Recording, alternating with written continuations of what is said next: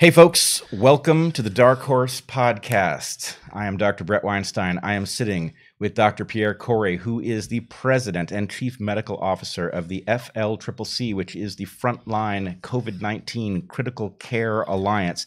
He is also a lung specialist and an ICU specialist. Welcome, Dr. Kory. Brad, thanks for having me. Really good to be here. I could not be more excited about this podcast. I really have the sense that the story that you and I are about to delve into couldn't possibly be more important. There's a tremendously hopeful aspect of it, and there's a tremendously frightening aspect of it. And I am just simply looking forward to having it in the world well understood. Man. Before we do that, though, I think I need to say a word or two in light of the fact that there is what we will talk about, an industrial strength campaign to censor this story, and I need to say something rather directly to those who are most likely to attempt to censor it. What I want to say is that Dr. Kory is not only an advocate for a therapy that is incredibly useful in the context of COVID-19, but he is also someone who has pioneered therapies already that are now the standard of care for COVID-19 patients. That means he has earned the right to talk about whatever he thinks is important.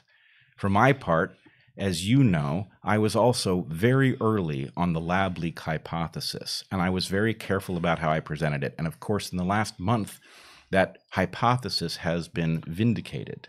Everyone, including Dr. Ralph Baric, who is the leading expert in the world on bat-borne coronaviruses and their modification in the lab, has acknowledged that a leak from the lab in Wuhan, China, is plausible. I have also earned the right to talk about what I want to talk about and what I think is necessary. We are now going to have a conversation, and if you don't like it, that, YouTube, is your problem.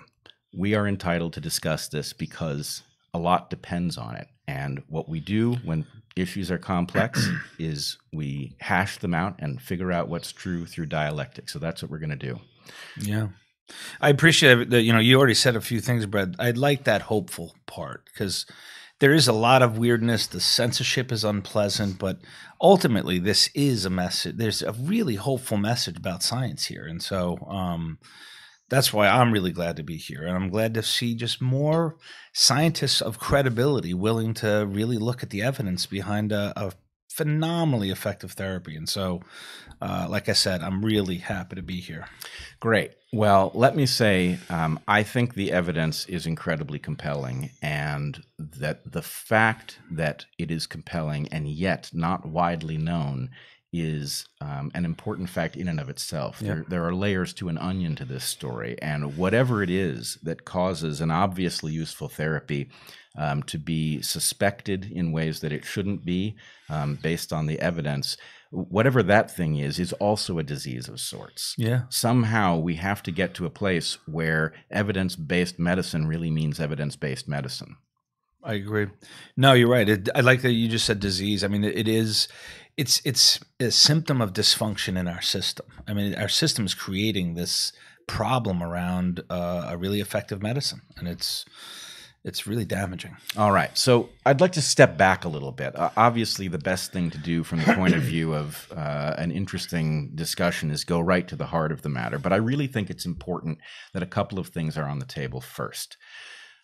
Number one on that list is your organization, the FLCCC, is not an Ivermectin organization. No. It was founded, as I understand it, to discover what the most useful therapies for COVID-19 were in the early days of the pandemic. So do you want to say something about where you started? Yeah. So the first thing I have to say is that we start with Professor Paul Marik. So Paul Marik is he's actually the most published intensivist in the history of our field who's actually practicing medicine.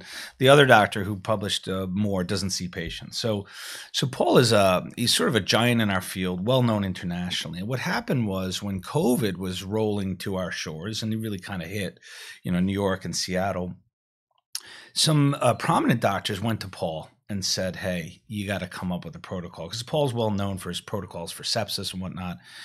get a group of your colleagues, put together a protocol to treat this. And that's what he did. And I'm honored to be a member of that team. And so Paul and I started talking with the group, and we put together a protocol. And our first protocol actually included blood thinners, pretty aggressive, and corticosteroids at a time when every national and international society basically said there's insufficient evidence and do not use. In fact, they thought corticosteroids were harmful.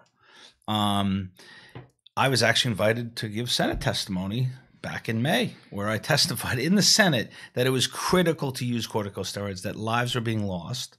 And as you might know, I got killed for that. We got killed for that. We were totally criticized for not having an evidence base to say that on. And we actually did. Our reading of the evidence was that you had to use it. And so that basically, that's how we came together. And that was the first components of our protocol. But like you said, ivermectin was not in our protocol initially. So I find this just stunning. You discovered as clinicians that corticosteroids and blood thinners were important in the treatment of COVID patients. And in trying to make this point, you were criticized and then vindicated. This is now standard of care. Both right? are standard of care. Standard of care. So in thinking about this question, right, there's a barrage of nonsense that comes back when you even say the word ivermectin. People have to realize who they're up against. They're up against people who have not only been successfully treating patients, but have been innovating the standard of care. The very same people are now talking about ivermectin and its potential. And that is the context in which what you say about this drug has to be taken. And, you know, if you look at our, like, if you go to our website and you look at our sort of resume or our contributions to the field, sorry, you're going to see, you know, repeated contributions over decades. So the world expert at steroids and lung disease is Umberto Meduri, and he is part of our 5 that started the FLCCC. There's a lot of his guidance around steroids that we, put it in our protocols. And so, I mean, I keep saying you can't call upon more credibility and experience, not only in evidence base, but in clinical medicine, literally treating critical illnesses for decades. And that's what we do. So I have my own trajectory into this story, much later than yours. As I started to understand how strange this story was, and that, of course, spurred me on to dig deeper and deeper. The thing that I find so strange about it, I've been to a number of these battles. Yeah. This isn't my first rodeo, as some would say. In general, the people who one ends up defending in such a circumstance are they are fringe, and they may have something very important to say, but there is something about them that is hard for people to understand at first. You guys, you're blue chip. You guys are absolutely unimpeachable. You couldn't ask for better credentials. You couldn't ask for a better publication record. You guys are, center of your discipline, and yet you are being dismissed as if you were kooks on the fringe making wild-eyed claims. So, I have to say, I haven't seen a battle like this, and I'm a bit excited to see what happens when, the heroes of the story are also squeaky clean and, speaking plain English. We're not fringe. Right. That's for sure. You're not Never have fringe. been, yeah. Yeah. So, okay, that's remarkable. Before we get to the ivermectin question, though, I do want to talk to you a little bit about what it looked like as you, as a lung specialist, an ICU specialist, were encountering COVID patients and coming to understand what they were really sick with. I remember the early days of the pandemic and the sort of groping for reason. Why do the symptoms look like this, right? Is it a lung disease? Is it a blood disease? What is it?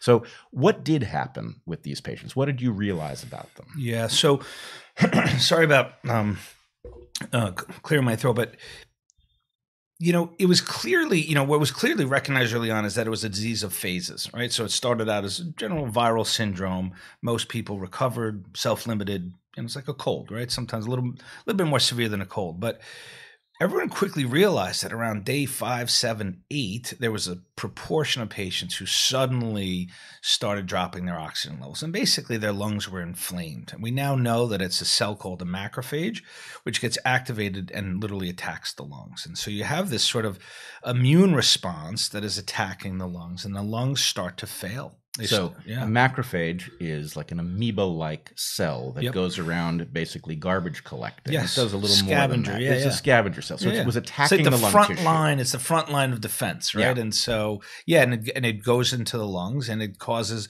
a lot of inflammation. And so that inflammation injures the lung. And so you could see the lungs starting not to work. And so it's predominantly a severe lung disease. And what I will never forget in my life is those early months, because, and I'm going to go back to that steroid thing. We saw patients, just this disease marching straight to the ventilator. And so many people were landing on ventilators. And you remember, people were running out of ventilators. And there was 2 reasons for that. One is because the entire healthcare community globally said this is a viral disease, so supportive care only. You're talking about Tylenol and fluids.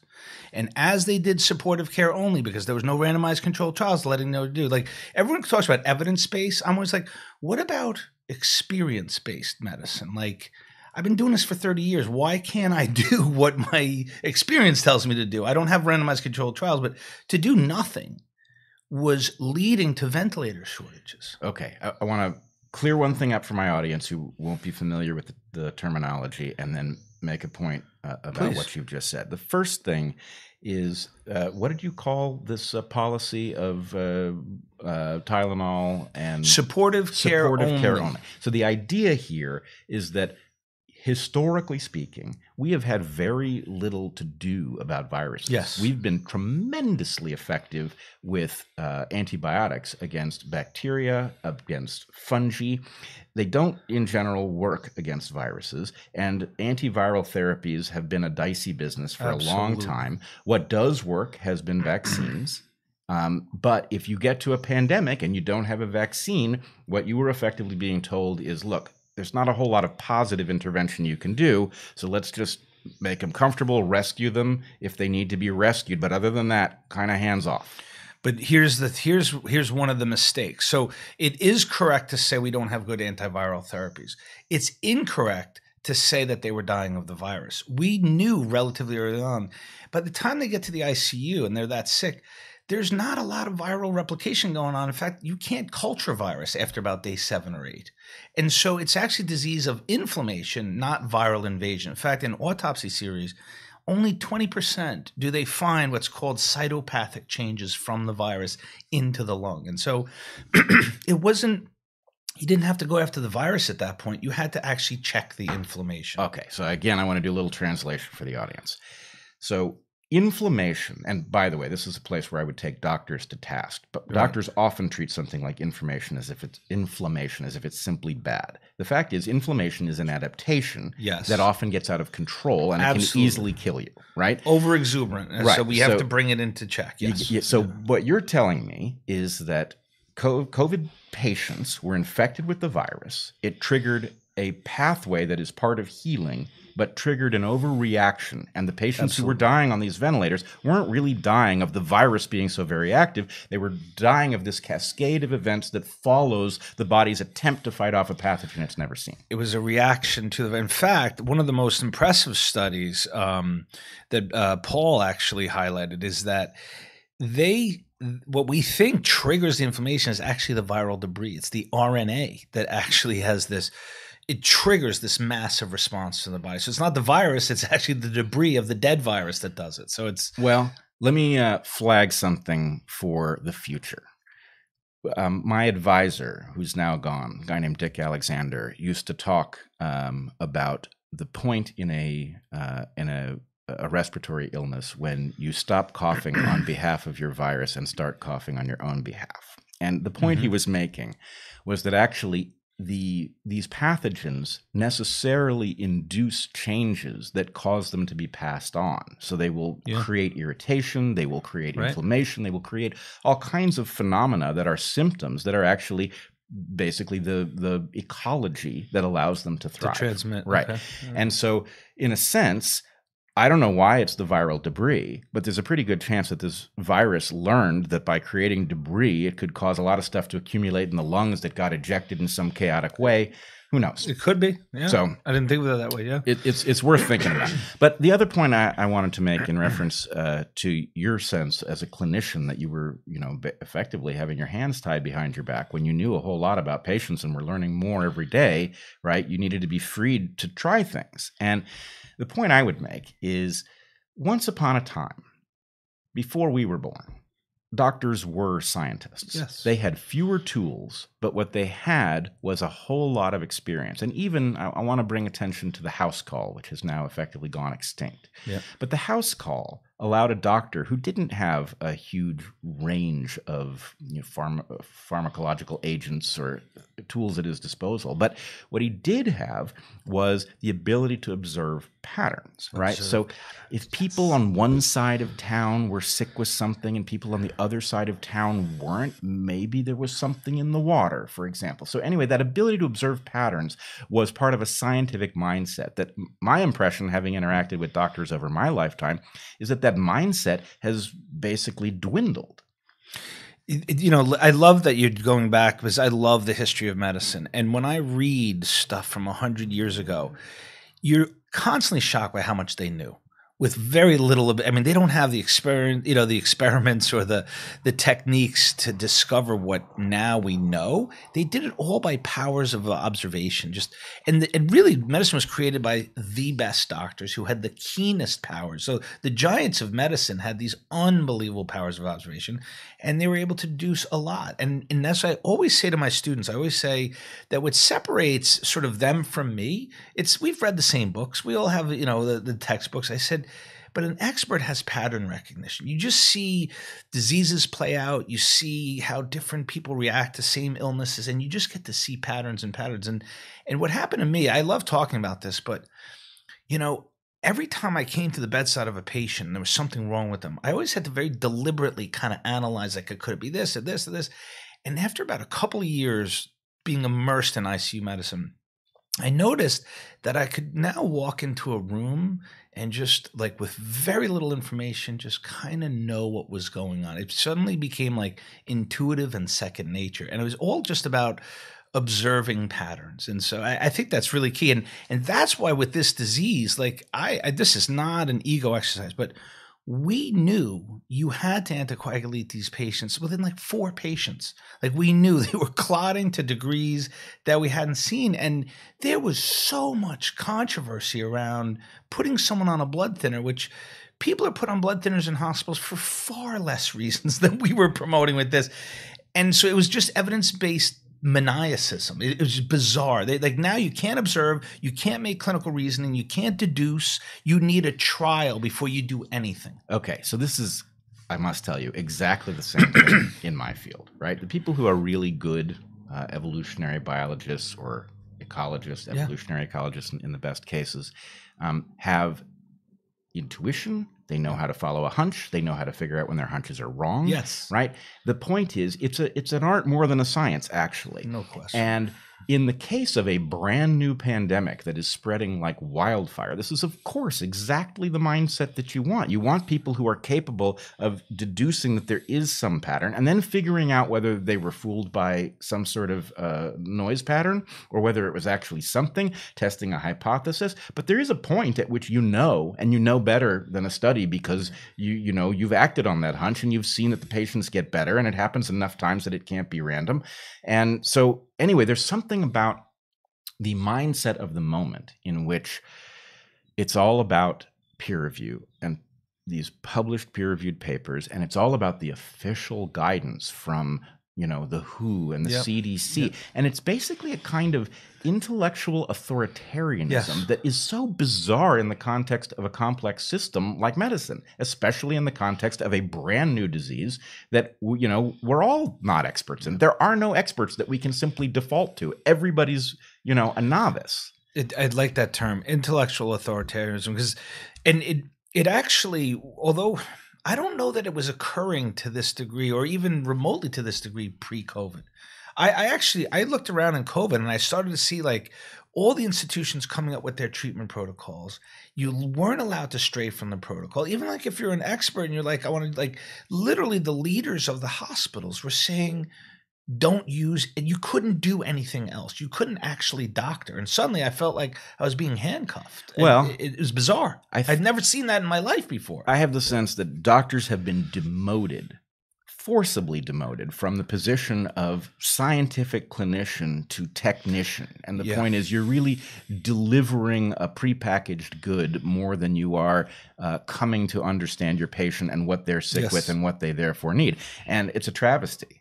I've never been asked to do that before. I've always been asked to use the best extent of my experience and judgment and insight to best help the patient. That's the oath I took. The oath wasn't do what the gods of science and Paul calls the healthcare leaders the gods of science and knowledge, right? Because this sort of we're just little mortals and we have to listen to the gods. And I've never been asked that before to get advice from.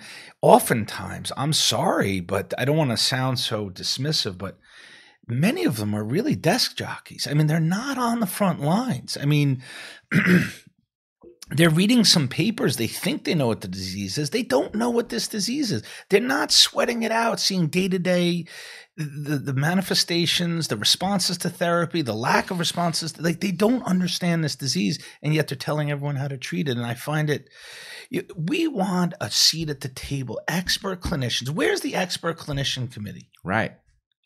Absolutely agree. And, you see that at the level of doctoring. Yeah. I see that at the level of the pandemic itself. Yes. Right? The fact is, we have a novel phenomenon. It came potentially from an unusual source, right? A knowable source, potentially. What we are supposed to do about it to actually take care of it so that it does not become a permanent fellow traveler of humanity, that takes really smart, insightful, courageous people who have been totally liberated to have whatever discussions need to be had. Instead, we're in this situation where if we open our mouths and say the wrong words, suddenly there are warnings appended to what we've said. It's insane. It's limiting discussion, limiting choices, limiting approaches, and it's hurt. Yes, it's.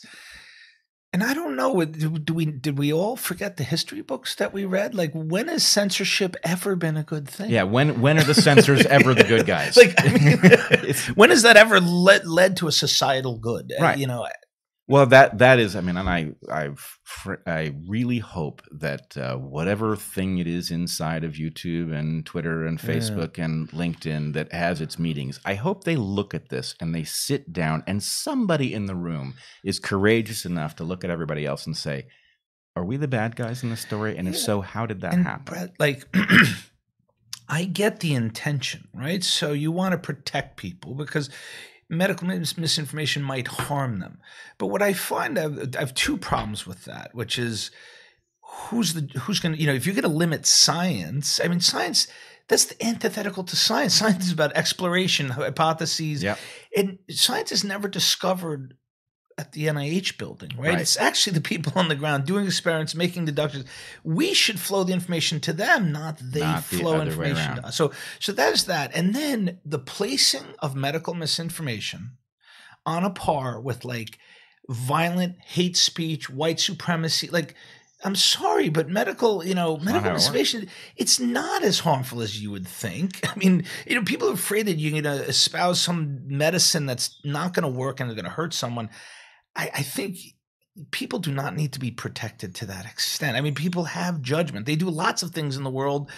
You know what I'm saying? Like, censorship's not the answer to that. Well, I would say the problem is that you get the harm to people on both sides, right? If you try to constrain things to only the information that we're really, really, really certain of, you're going to kill a lot of people because you're not going to benefit from the exploration. And if I can actually just draw an analogy between what you do, with your individual patients and the situation that civilization is caught in with COVID more broadly in the ICU, and I don't know, I've never been an ICU doc, but in the ICU, you are dealing with people who are really sick. Oh, yeah. Their lives are on the line. They're the sickest of the sick, yeah. Right. Now, if I'm in that bed, right, and you're my doctor, my sense is I do not want you so terrified that you may kill me trying to help me that you are paralyzed. I want you to take your best shot at getting me through it.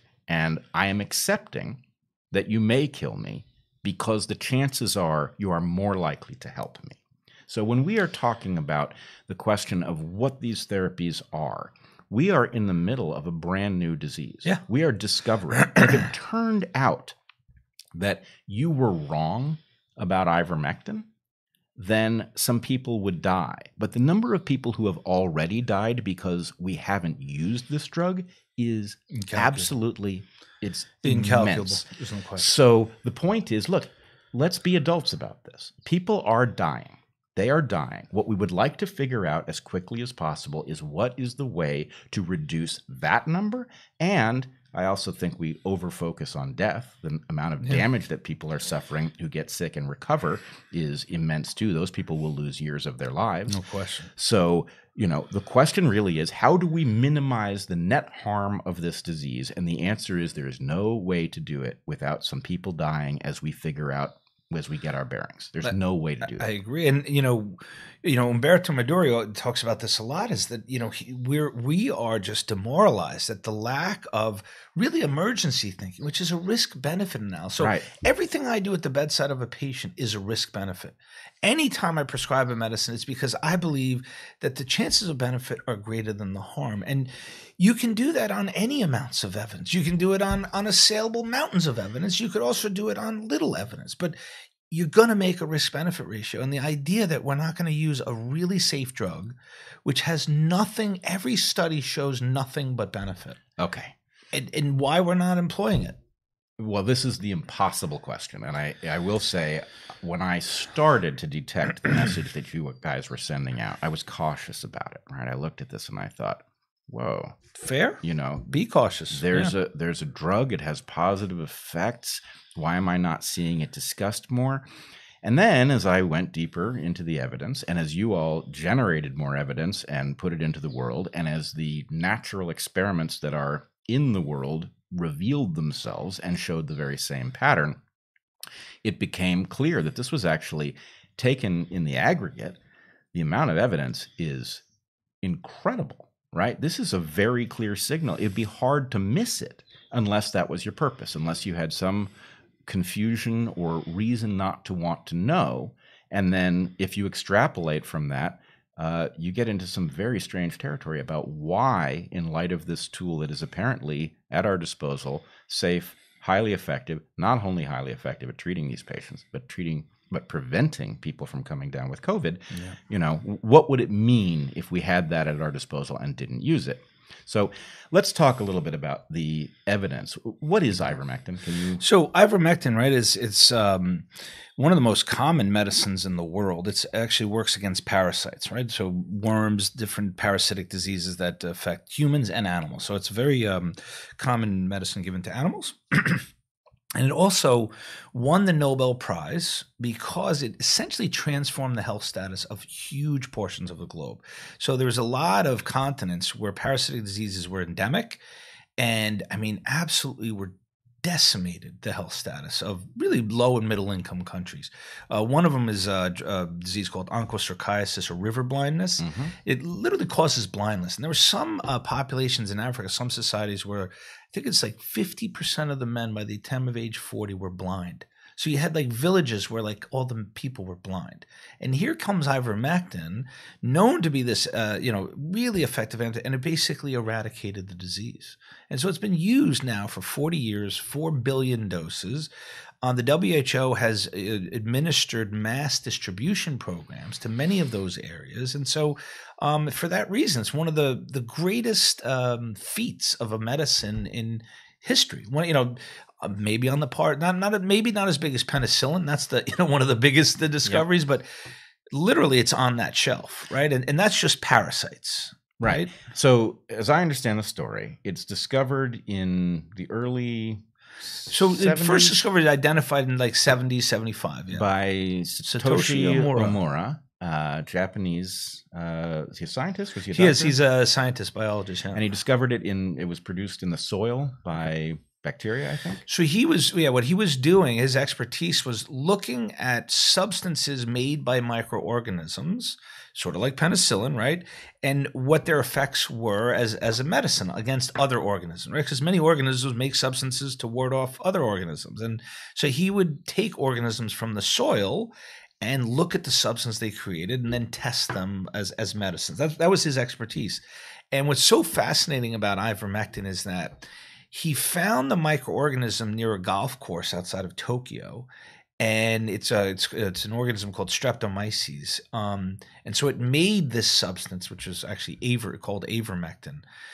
But to this day, that microorganism in Japan is still the only place you can find that. Now it's obviously produced everywhere, but the source is still in the soil in Japan. Like it's never been found from any other sources, I understand. So it's really, really wild, his discovery. And so that's cool. That's cool. So I must say, as an evolutionary biologist, this also strikes a chord, because I am much more concerned about a totally novel molecule that we have created in a laboratory. And the reason I'm more concerned about it is that there's every possibility when you create something in the laboratory that our ancestors will never have encountered anything like it, and therefore our bodies may not know what to do with it. But a natural molecule is something you can't, obviously if it's endemic to Japan, most of our ancestors probably never encountered the exact molecule, but the chances that they have encountered many molecules like it and therefore will be able to process it in some reasonable way is very, very high, right? Yeah.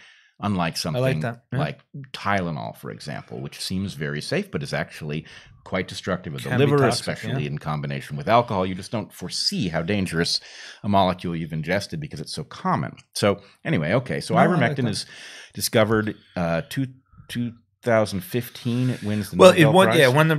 Because really that was in recognition not only of the discovery, but really the impacts on global health. And the WHO, that's like some of the heyday of the WHO is their early work on some of those diseases. So, but the story goes on, right? So around 2012, the first studies started coming out of labs in virus models. So they started looking at cell culture models in labs. They showed that ivermectin was like working against Zika and dengue and West Nile and influenza. Like it was showing antiviral properties in experiments. So here you have this phenomenal anti-parasite drug, and now it's showing that it has efficacy against viruses. And so that's where the antiviral story, which is, I think, again, we're going to talk about it in terms of COVID, but I actually think I'm so like go back to the hopeful part. I am so interested in the future of this drug against other viruses as well. So before we get to that,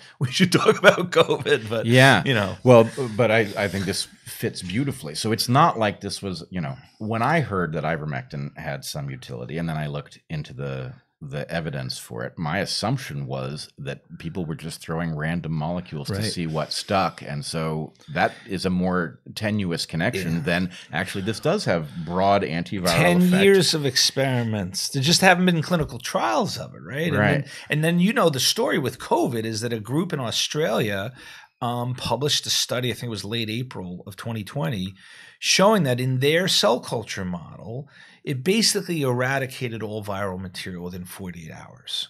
And so it showed this phenomenal efficacy in the Petri dish, in the lab, right? Yeah. And so I always say, very few, and you're going to know this too, very few molecules make it from the bench to the bedside, right? There's a whole bunch of stuff that has to happen, right? Sure. The concentrations have to be appropriate, the safety and then it has to work in a human model, right? Because we're not Petri dishes, but anyway, so you get, very few can make that leap and then hit the goals of safety and efficacy, right? And at an adequate concentration, right? To be effective. And so great. It worked in the lab. Now remember, that was a time where, literally the world was going insane, right? People were dying. There was so much that was going on that a couple of countries, Peru in particular, they did the boldest move. And because of it, that was really emergency thinking, emergency action.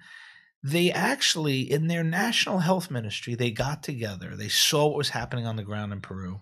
And based on a basic science lab experiment, they recommended ivermectin to the population. Which is not crazy because, you point out, there's a lot that can go wrong between the bench and the bedside. But in this case, it wasn't like some molecule works at the bench. What the hell's going to happen when we give to people? You knew it was safe. You knew it was safe because so many people had taken it. You knew it was safe. It may not work in the human as it did in the, but you knew that you weren't going to hurt anyone. Right. Right. So why not try it? And then you would imagine the evidence would accumulate. If it works in people and it's safe enough to try it, and you've got an emergency situation where you don't have another effective therapy, then okay, you give it to people, it's a Hail Mary, but lo and behold, the evidence accumulates. So what happened? It was very controversial. Okay. So first of all, a couple of things happened. So the way I understand in the beginning is that it was part of the national guideline, but it was really attacked. So a lot of scientists thought that was irresponsible, unproven. The cry of these is this insufficient evidence that I always hear. And that actually probably applied back then. There was really not sufficient evidence, but you could say on a risk-benefit ratio, it's reasonable. But anyway, it was very controversial. And so it wasn't widely adopted. I think a lot of people didn't agree with that. And fairly soon after that, after a lot of discussion, they removed it from the national guidelines. However, many states did adopt it and began to distribute ivermectin in Peru. And what you saw in those states, every time they began a campaign, they began it at different times across the summer, spring and summer. Every time it was followed by precipitous declines in case counts and deaths. And really the excess deaths were plummeting in all of these regions in Peru. But what's interesting, what I think is a landmark paper and probably one of the most important people in this story, besides Paul Marik, right? So going back to that identification, right, of the evidence is, when we talk about pattern recognition, it's really Paul who identified that there was something happening around ivermectin. He noticed this pattern based on just a few studies. He saw the magnitudes and what it was showing, and he said, I think this is something real, because we've been studying all of the trials on everything. So many were failing. So many were like conflicting, unsatisfying. But here comes ivermectin, and the signal around ivermectin was really astonishing. And even the lead researcher for Unitaid and WHO, he found it remarkable too. There was a team that was looking at repurposed drugs since last June. They were on their 7th molecule. And he had heard about ivermectin. I think it was because of our advocacy. And suddenly that's all they studied. And he saw the same thing. He saw everything breaking in this remarkable, reproducible consistency around ivermectin. And it's just an astonishing story in that way. But so remind me, I think you said, but when was that? So Paul, I think the first studies that Paul said, I think we got something here, was about mid-October, because Paul put it would be a cool historical. If you look at mid-October 2020. Yeah.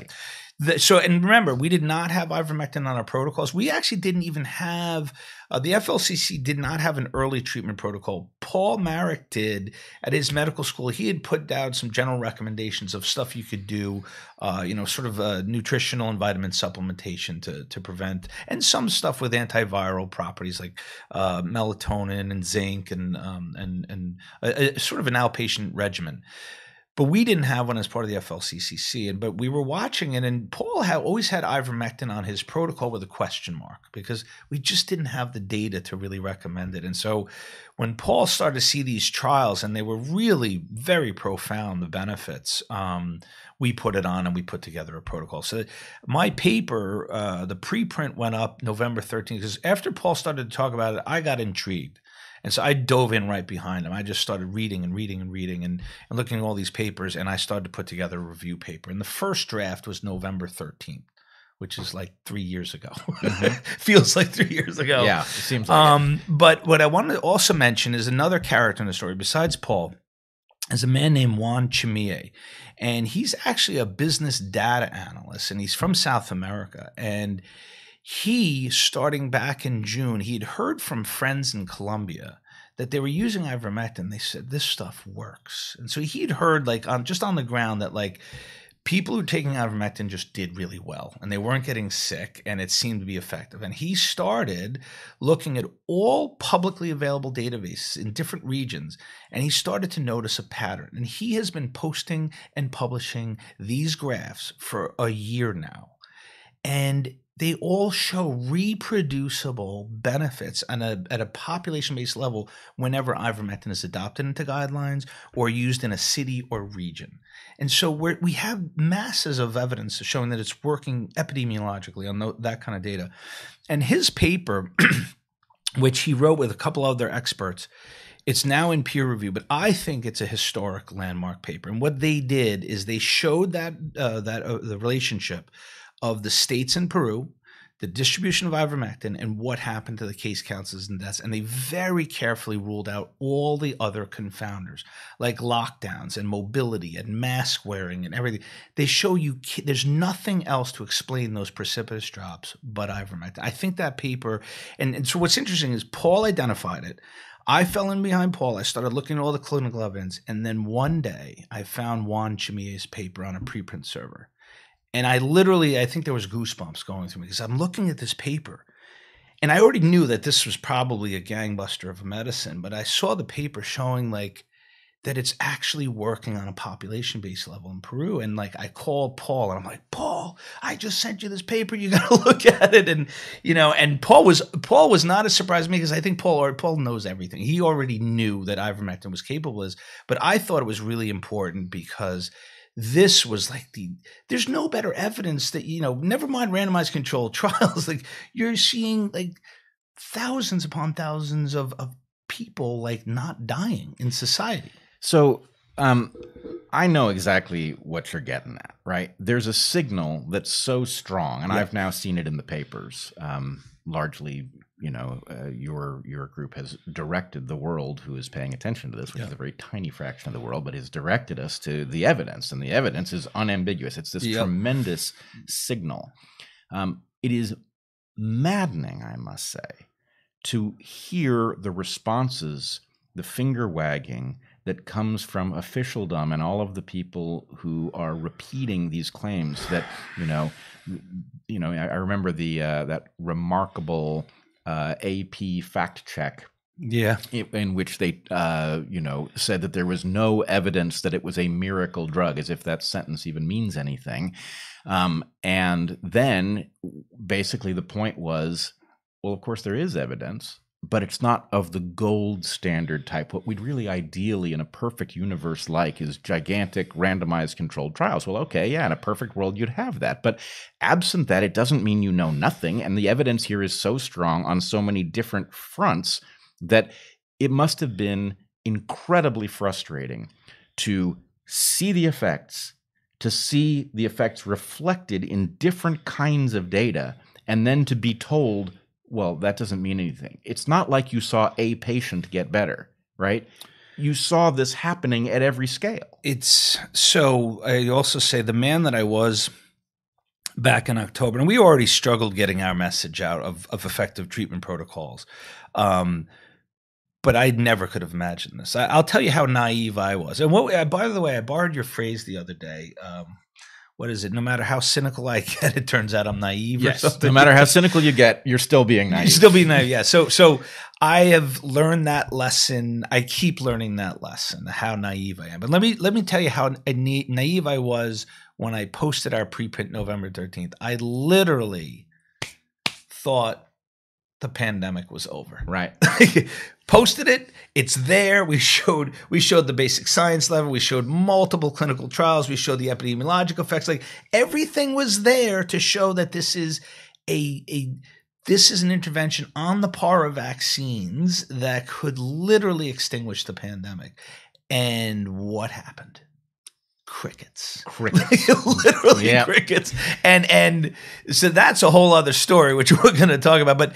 But that's what I thought at the beginning, is that it was as simple as putting the evidence out there. When you said gold standard, that triggers me, because you're talking about it doesn't have the gold standard. Like it has dozens of randomized controlled trials, which is the gold standard.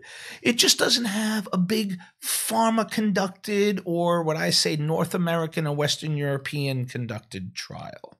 Right. No, this is clearly based on the quality of the evidence that does exist and the fact that the meta-analyses reflect this in spades, and that meta-analyses are awesome because they correct for the biases of any individual study, and on and on and on. Absolutely. This is clearly obstructionist, right? The claim that this is not good enough to act on when people are dying, right? That is preposterous.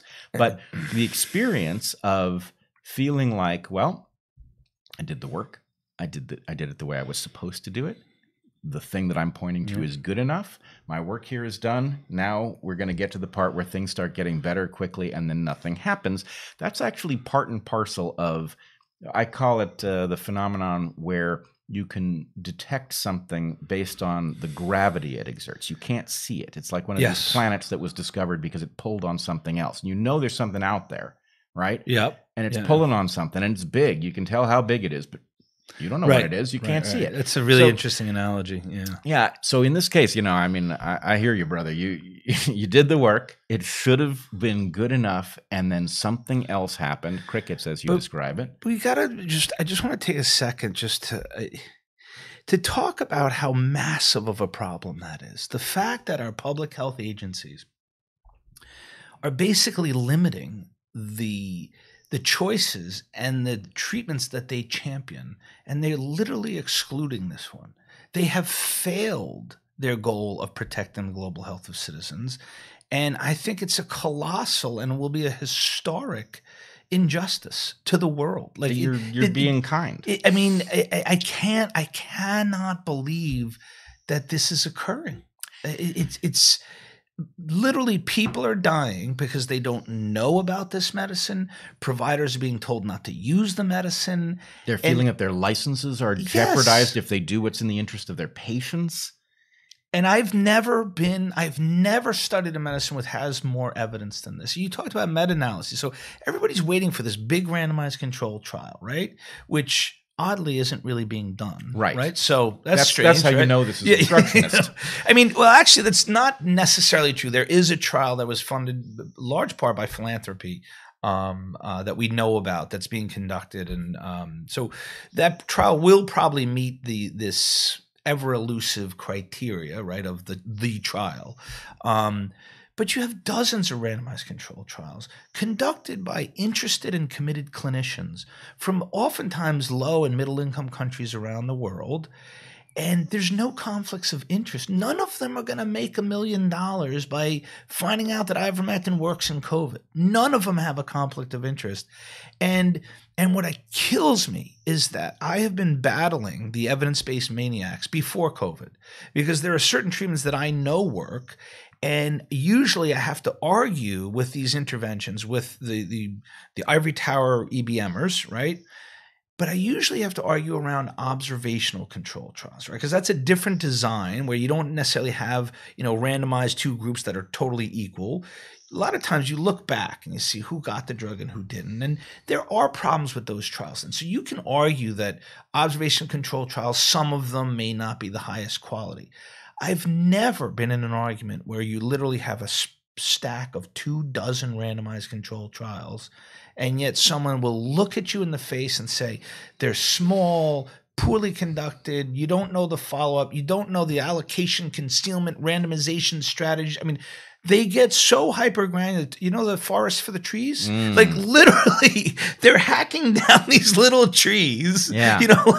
And then you have like this decimated forest. And so where's the data gone? It's crazy. It's obviously obstructionist, right? Yeah. The point is, ivermectin is not going to be allowed to be an effective treatment, right? That's the point. It's not about whether it is an effective treatment or whether you can establish that based on the available evidence. It's whether or not that will be formally allowed into the effective medical court. So let's go back to my evolution. I thought that this was a data argument in the beginning. Mm-hmm. And actually, to be honest, I want to be fair. There are some scientists who legitimately will look at it that way, that it is insufficient data, poorly constructed trials. You don't know who's doing these, and they really just are suspicious of this. So there are some who scientifically object. There. Sure. I think they're bizarre, and I think they're crazy, and I think they should get away from my patients. But there is another reason why ivermectin, and that there is a much more sinister one. But I thought it was a data argument. And so Right. like I kept trying to argue data. I would say, but meta-analyses are stronger than any big trial. You don't need a big trial, and so I would have these data arguments. But it's not about the data. Yeah. There's something else. There's that thing. There's the gravity. There's that thing that we can see and feel out there that is just squashing, distorting, suppressing the efficacy of ivermectin. And it's egregious. Well, and it's not even difficult to prove it, right? No. I mean, for one thing, you can see it on the social media platforms, right? In fact, it's in YouTube's community guidelines. Thou shalt not mention blah, blah, blah. And so the point is, okay, to the extent that something like YouTube might be confused, right? It is confused into thinking that what the WHO says is God-given. Well, even if it was convinced of that a month ago, which there is no basis for it to be convinced of that, but even if it was convinced of that a month ago, they've just seen that the WHO massively misstepped on the lab leak. Yeah. Right? So to the extent that they might have been dumb enough to think it was smart to prevent people from talking about stuff the WHO said wasn't real, they now know that you have to be able to critique the WHO. So why are we in a different place with ivermectin? Because this isn't about data, as you say. This is about something else. Yeah. No, there are forces that are seeking to make sure that ivermectin is not accepted widely as an effective therapy. And it's despite the fact that millions are dying. It still leaves me speechless. So let's talk a little bit about the evidence and the patterns, right? And then we will talk about why and how the message is being silenced. Yeah. So when you say this could end the pandemic, so I have a friend online who's done a very good analysis, which is on my Twitter feed if people want to look for it, a data analyst from Brazil. And he is very supportive. He agrees completely that ivermectin is a very important potential treatment for COVID and that we should be using it. And he quotes you chapter and verse. He says that it is overreaching to imagine this could end the pandemic. Now, I think he's incorrect, and I think I know why he's incorrect. He's obviously an honest broker, but I think he's being too cautious. But I would like to hear you. You've just said you think it could end the pandemic. Why do you say that? Well, my guess, and first I want to guess why he said that. Maybe because just based on the trial's evidence, he doesn't see it as being as effective as it could be. But a couple of reasons why I think he's underestimating its power is that the trials really can't capture the efficacy perfectly because trials generally don't start day one. Right. So the randomized controlled trials, by the time you identify, have symptoms, test, enroll, consent, and begin treat, you're just talking about days. Right. What we know in clinical experience is that you treat upon first symptoms, almost everyone gets better very, very quickly. So say that again slowly. If you treat COVID-19 patients on first symptoms with ivermectin, almost everybody gets better quickly. Is that what clearly you said? I see it in my own clinical experience, and beyond. We talk about all the buckets of data, right? So you have the randomized controlled trials, the observational controlled trials, which everyone likes to dismiss because they're too fraught with inaccuracies, which is false. But I try to remind everyone that randomized and observational around this both match each other. In fact, there are times where the randomized control trials show bigger effects than the observational. You have randomized, you have observational, you have case series, you have epidemiologic analyses, and then the clinical experience of doctors. You can't find a doctor who has incorporated ivermectin into their treatments who will come back and say, my patients didn't get better. You can't find that doctor. I'm still looking for that doctor. Right. Okay. Anyone who starts to use it, what I found with the first few times I use it is that generally, almost always, within 24 hours of starting it, some mitigation of one important symptom started to go away. Even when you give it to them late. Even when you give it too late, you start some diminution in some symptoms. So either the fever would break, or the tightness in the chest would go down, or the fatigue would lift in some way. But you'd see these very rapid responses upon treatment. And so the clinical experience is vast. Is vast and unambiguous. Unambiguous. Like if you know how to treat patients and you are a good student and you're a good clinician, which is to say a keen observer of diseases in patients who are ill, you can see these dramatic impacts of ivermectin. Okay. What I think your friend may not be aware of is what's happening in the world on a population-based level. So the best example, and we'll get to India in a second, but Mexico did something which I think is the model for the world. And I think on a public health level, it's what every country in the world should adopt at a minimum. What they did is they did have that clinicians committee. They actually got expert clinicians. They gave them a seat at the table at the public health level. It's called IMSS. It's called Instituto Mexicano Social Seguridad. I'm probably butchered that, but that's actually the agency which controls a good portion of their healthcare infrastructure, mostly outpatient, I think. And they control all the testing centers. And they were getting rolled back in December. Hospitals were filling. It was like a crisis, almost like in India. They decided to deploy ivermectin using a test and treat strategy. Basically, anyone who appeared at the testing booths, if you tested positive, you got a rapid test. If you were positive, you were given ivermectin at a reasonably low dose, actually. It was only 12 milligrams, which for me, would be low dose, and only 2 days worth. They got 4 pills. And when they did that, you saw across Mexico this precipitous decline in deaths and hospitalizations. And if you look a few months later, right now, and this is publicly available data, look at the occupancy of beds in hospitals in Mexico throughout the entire country. You're talking about 25 to 30% occupancy. There's nobody in the hospitals in Mexico. They've basically decimated COVID in that country by using a test and treat strategy, which actually could be optimized.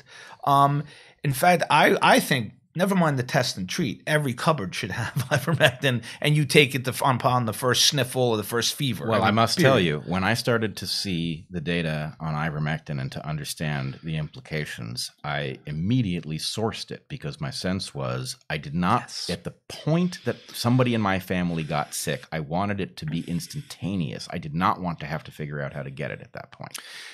Bret, let's go back to the naive part of me. So when I posted the preprint, I was not confused in the least that there would be a global run on ivermectin and all supplies would be decimated within weeks. I prescribed in bulk. I got it from a Canadian pharmacy, and I had a large amount sent to my house, because I was sure that stores would be depleted. That was back in November. Right. Now, it is starting to happen in some areas. But so talk about Mexico, which I just applaud.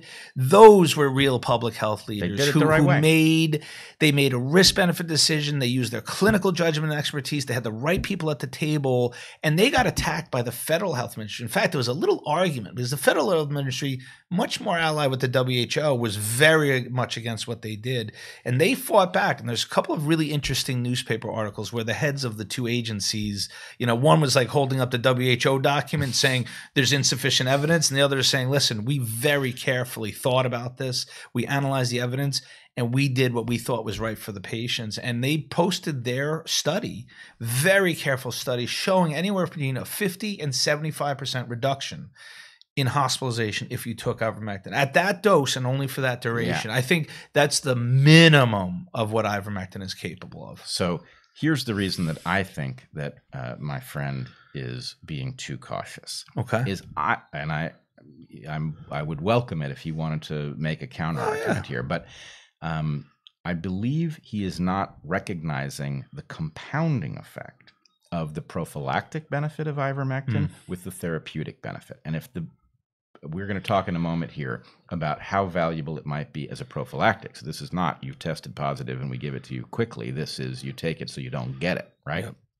If it is used prophylactically, the effect is so good that the number of people you actually have to treat therapeutically is very low, and they have a very good prognosis on ivermectin. And so the composite of those two things, I believe, is clearly enough to end the pandemic. And the benefit, very few people understand really what we're up against because they don't think about this in evolutionary terms. The longer we leave that bug out there, right? The longer it is transmitting between people, the greater the chance that it evolves into something we can't eradicate, like seasonal influenza. There's no question. No, and thank you for bringing. There's so much to talk about, Brett. I mean, we forgot to mention the prevention, right? I keep talking about treatment. We all recognize it's much better to not get sick, right, than to get sick and have to treat. And so, as a student of the evidence for ivermectin, just like I talked, like the sources are in 3 different buckets or 4. The trials that have studied, there are prevention trials. By the way, I've been instructed to use the word prevention and not prophylaxis because apparently a lot of people don't really understand, maybe not your viewers, but a lot of, they don't understand the word prophylactic. So I've trained myself to use prevention. Okay. So I don't know. Maybe it's helped. Maybe your viewers are, prophylaxis next level. too closely associated with condoms? Yeah, is that what's going on? Well, to prevent, they should think of it that way. Then you'll know it's a prevention of something. So, but for me, there's data for prevention, early outpatient treatment, and late phase hospital critical. They're all astoundingly positive. The strongest evidence with the highest magnitude impacts is the prevention trials. There are now, I think we're up to 13 or 14. At the time that I wrote my paper, I think we had 8 or 9, but they're tremendous. They are absolutely lights out. So my favorite trial is the Hector Carvalho, who's a researcher down in Argentina, who's now a friend of mine. I love Hector. He's a really interesting guy, and he's another one who's just fighting for good treatment. And he did a study with his colleagues where they didn't do a randomized study, Brett. Sorry. Oh, no. In a pandemic, they didn't randomize it. But they basically got 1,200 healthcare workers, high-risk people, and they asked them who would take the ivermectin. 788 took ivermectin once a week for 10 weeks, and then the other 407 didn't. Nobody got COVID in the 788 who took it weekly. Now, there's a bunch of studies. Some are every 2 weeks, some are every month. But all of them have single-digit risks of getting COVID. But the ones that take once a week are 0%. Nobody got COVID if you took it once a week. The group who didn't take it at all in this high risk, 58% got sick. 58% got sick versus 0. But that seems like a big difference. It's almost like one of those college football games where like you have like a Big Ten team that plays like some little nobody, and it's like 58-0. Right? So it's not subtle. 58. Well, it's also it's infinitely different. 58% to 0 is infinitely different. So obviously, not randomized, Brett. Easy. Damn, it's not evidence, right? The numbers are fooling us, right? Somehow, right. Because they're not randomized. Right. Okay, so. So there is reason. You are not a pipe fitter. You're an ICU doctor with experience with this drug, thoroughly versed in the data that has been amassed in many different contexts of many different types. Yeah.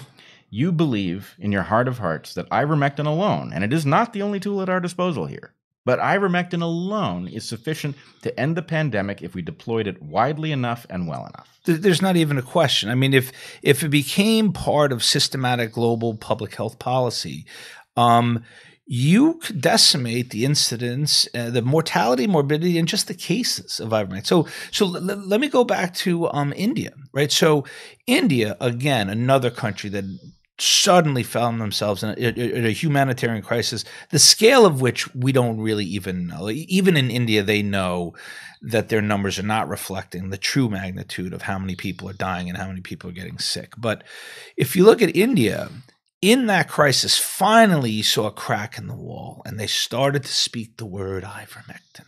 And you actually had, I think it's the ICMR, Indian Council of Medical Researchers, who's one of their main public health bodies where a lot of the doctors look to. They included ivermectin in their treatment guideline during this crisis. And then another, All India Institute of Medical Sciences, which are some of their best institutions, and the top one is the one in Delhi, they also included. So now you actually had huge public health agencies incorporating ivermectin. And then some of the states in India went even further, and they did much more aggressive. And one of the boldest and like one of the most uplifting moves was the minister of Goa, the state of Goa in India. He actually said, every adult above the age of 18 takes 5 days of ivermectin, which is like, if I was the health minister of my state or country, that's what I would have done. So when I saw that, I could not believe that finally someone was making the bold moves that were necessary to help these people. And so if you look at Goa, there's a few states, Uttar Pradesh. Now you're having a natural experiment. Every one of those states, the curves are now precipitously declining. You're not hearing, doom and gloom out of there. But there's a state in India called Tamil Nadu, whose minister there basically effectively outlawed ivermectin and went all in on remdesivir, bought a whole bunch of remdesivir. The cases and deaths in that state are skyrocketing. And I don't know why, but his name is M.K. Stalin. I just have to mention that. I don't know. So Stalin in India outlawed ivermectin, and it's not going well for the citizens there. So, okay. So just to, I hope this isn't too much inside baseball, but in order to understand an impossible to understand story like this, you need to weigh in somewhere. This is a couple of facts as I understand them. The cost for a treatment of ivermectin is negligible. It's like I've seen the range from $3 to $12. Yeah. Right? $3 to $12. Yeah. For remdesivir, a new drug, still very much under patent, still very much paying the bills for its development, $3,000 a treatment? $3,000. Okay, so that might begin to point in the direction of that object with immense gravity that is acting against distribution of simple information about the effectiveness of ivermectin, right? There's no question. And that, again, going back to the problem, when you look at what is being recommended to treat this disease, it's deplorable. There's not a lot of consistency on how they made recommendations. Like, the evidence for remdesivir is completely suspect. It's very weak, and it's not even consistent. The WHO doesn't recommend it. The NIH does, right? And they're giving an antiviral in the hospital days and days and days into an illness. The one thing we know about antivirals is they're really only effective when you give it upon first symptoms. So we're spending $3,000 a dose on a drug day 8 or 9 into an illness. Like, the return on that is abysmal. It's not a very effective drug, but yet that is our standard of care in this country. And so that problem is they're artificially limiting, and how they arrive at these treatment recommendations are absurd. And it's clear it's because we are vulnerable. Our system is vulnerable. It's a system where the voices that get heard are those with lots of money behind them. Those shiny trials that they put forth, those are the ones that get listened to. And those are the ones that get recommended. So we're in a system where we're completely beholden to those with financial interest. A little drug like ivermectin, which has it's off patent. It's manufactured throughout the world. No one's making money off of it. That doesn't get heard.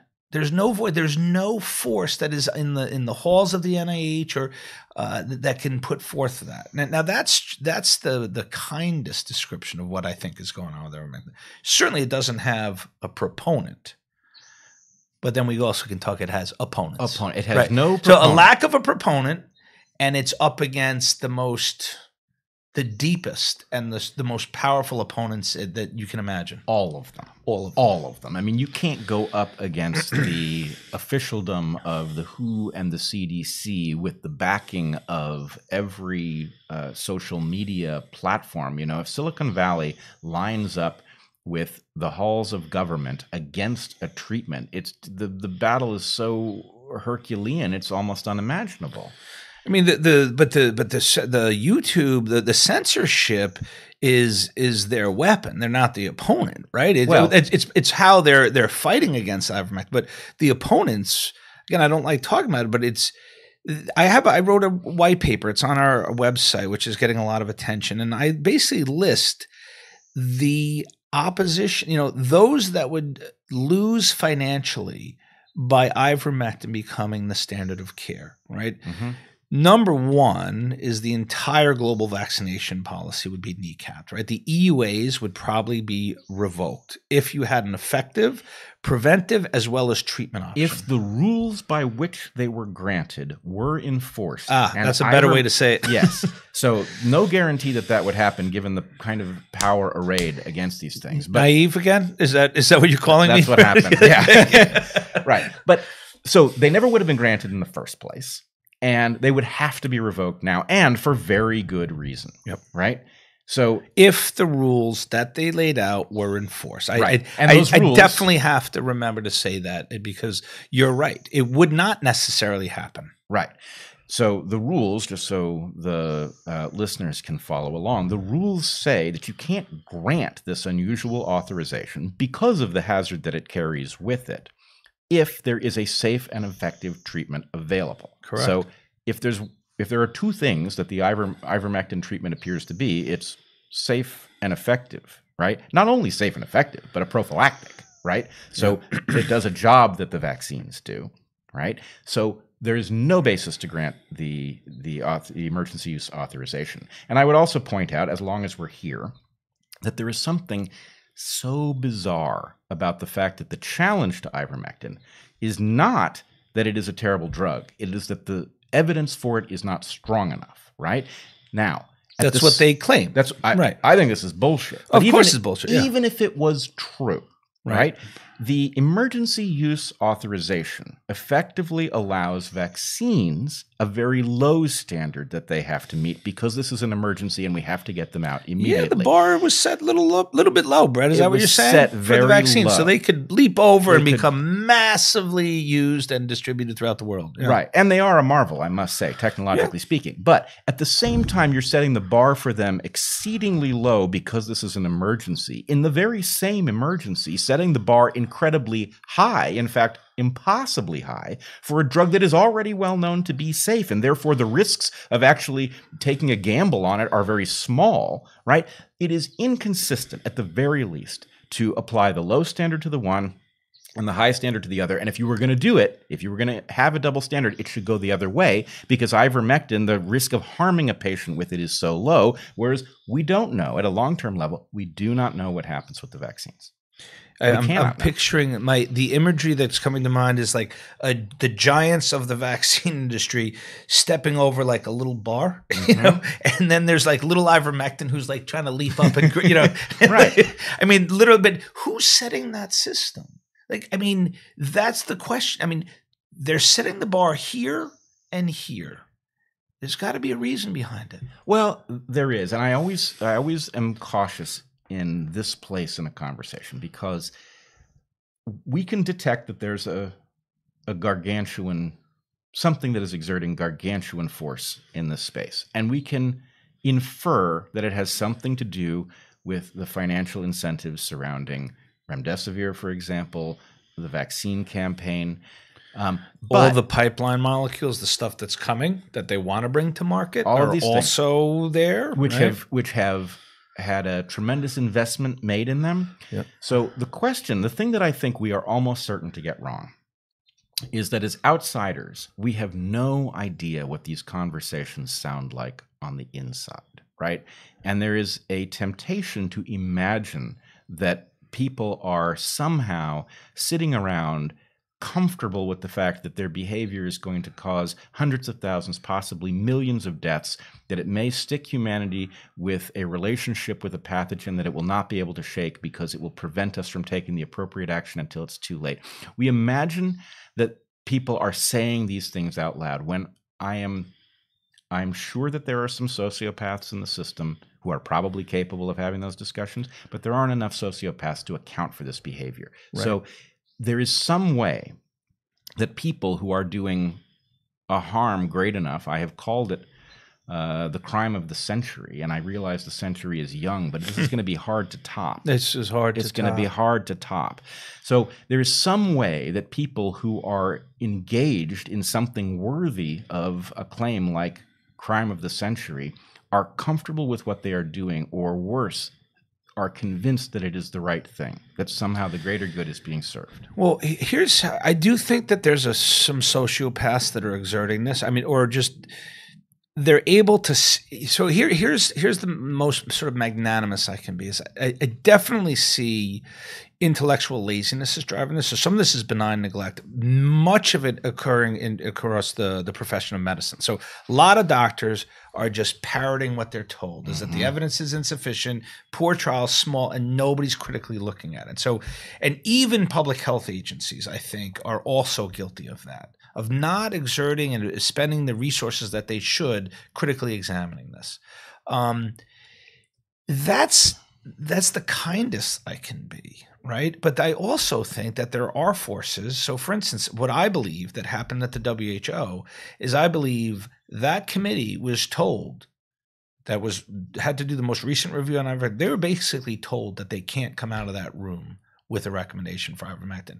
And let's say the motivation. So that the most sinister would be at great cost of lives so people could make money. That would be a very sinister one. Yeah. A much more one that I think you could almost argue might be reasonable is that I do think there are people who are so convinced that vaccines are the answer to this, and that goal needs to be achieved at all costs, which is mass vaccination, and they see ivermectin as disrupting that. So maybe they have some sort of greater public health goal, and that is how they rationalize what they're doing. So that's the kindest I can be. That's the kindest I can be. That they're doing it with good intention. Right. The road to they do, but they are doing without logic. Right. Right. And clearly.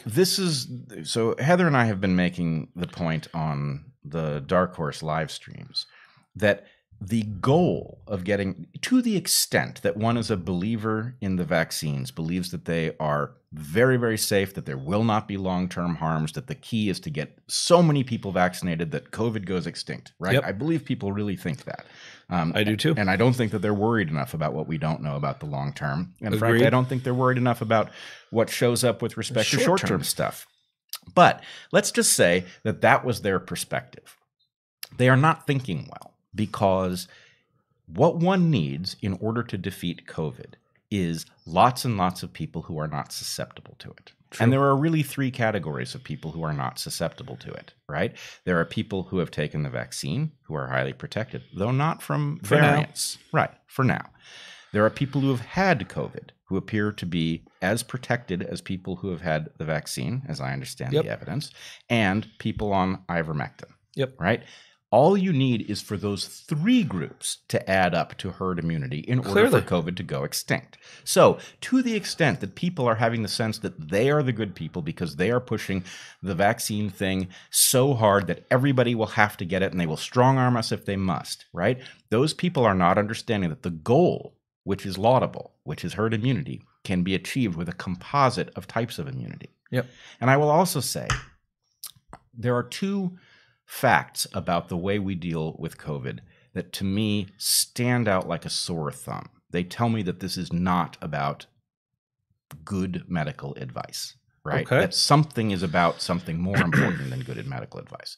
One of them is that we are insisting that people who have had COVID get the vaccine, right? Now, to me, I'm focused on the fact that I know very well we cannot know anything about the long-term consequences, and I know that the human immune system is a complex one, and that interfacing with it potentially has consequences that will surprise us, and that we will not know for decades what the effect of this thing is, and that these technologies have only existed for less than a year. So we cannot possibly imagine ourselves experts in terms of the long-term impact of these vaccines.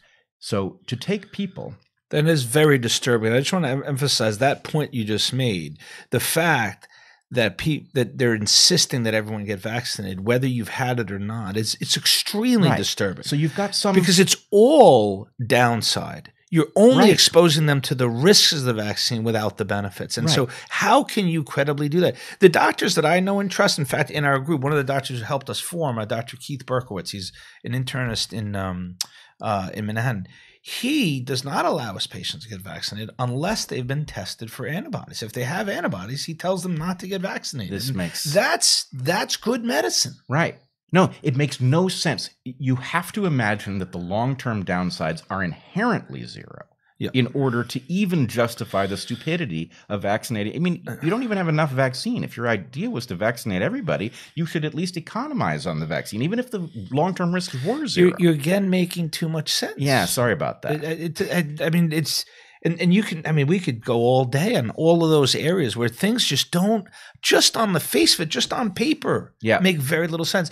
And then we all know about antibody enhancement. So when you give, and that's been known for coronavirus vaccine attempts in history, that if you give it to those who've gotten it before, they get the sickest. And so I think people are getting harmed without a more sensible approach to this. Yeah. So a medical system that claims to be analyzing the evidence and figuring out what's best, and then is acting in an authoritarian fashion and telling doctors what to do when, I'm not a doctor. I can figure out they're screwing this up, right?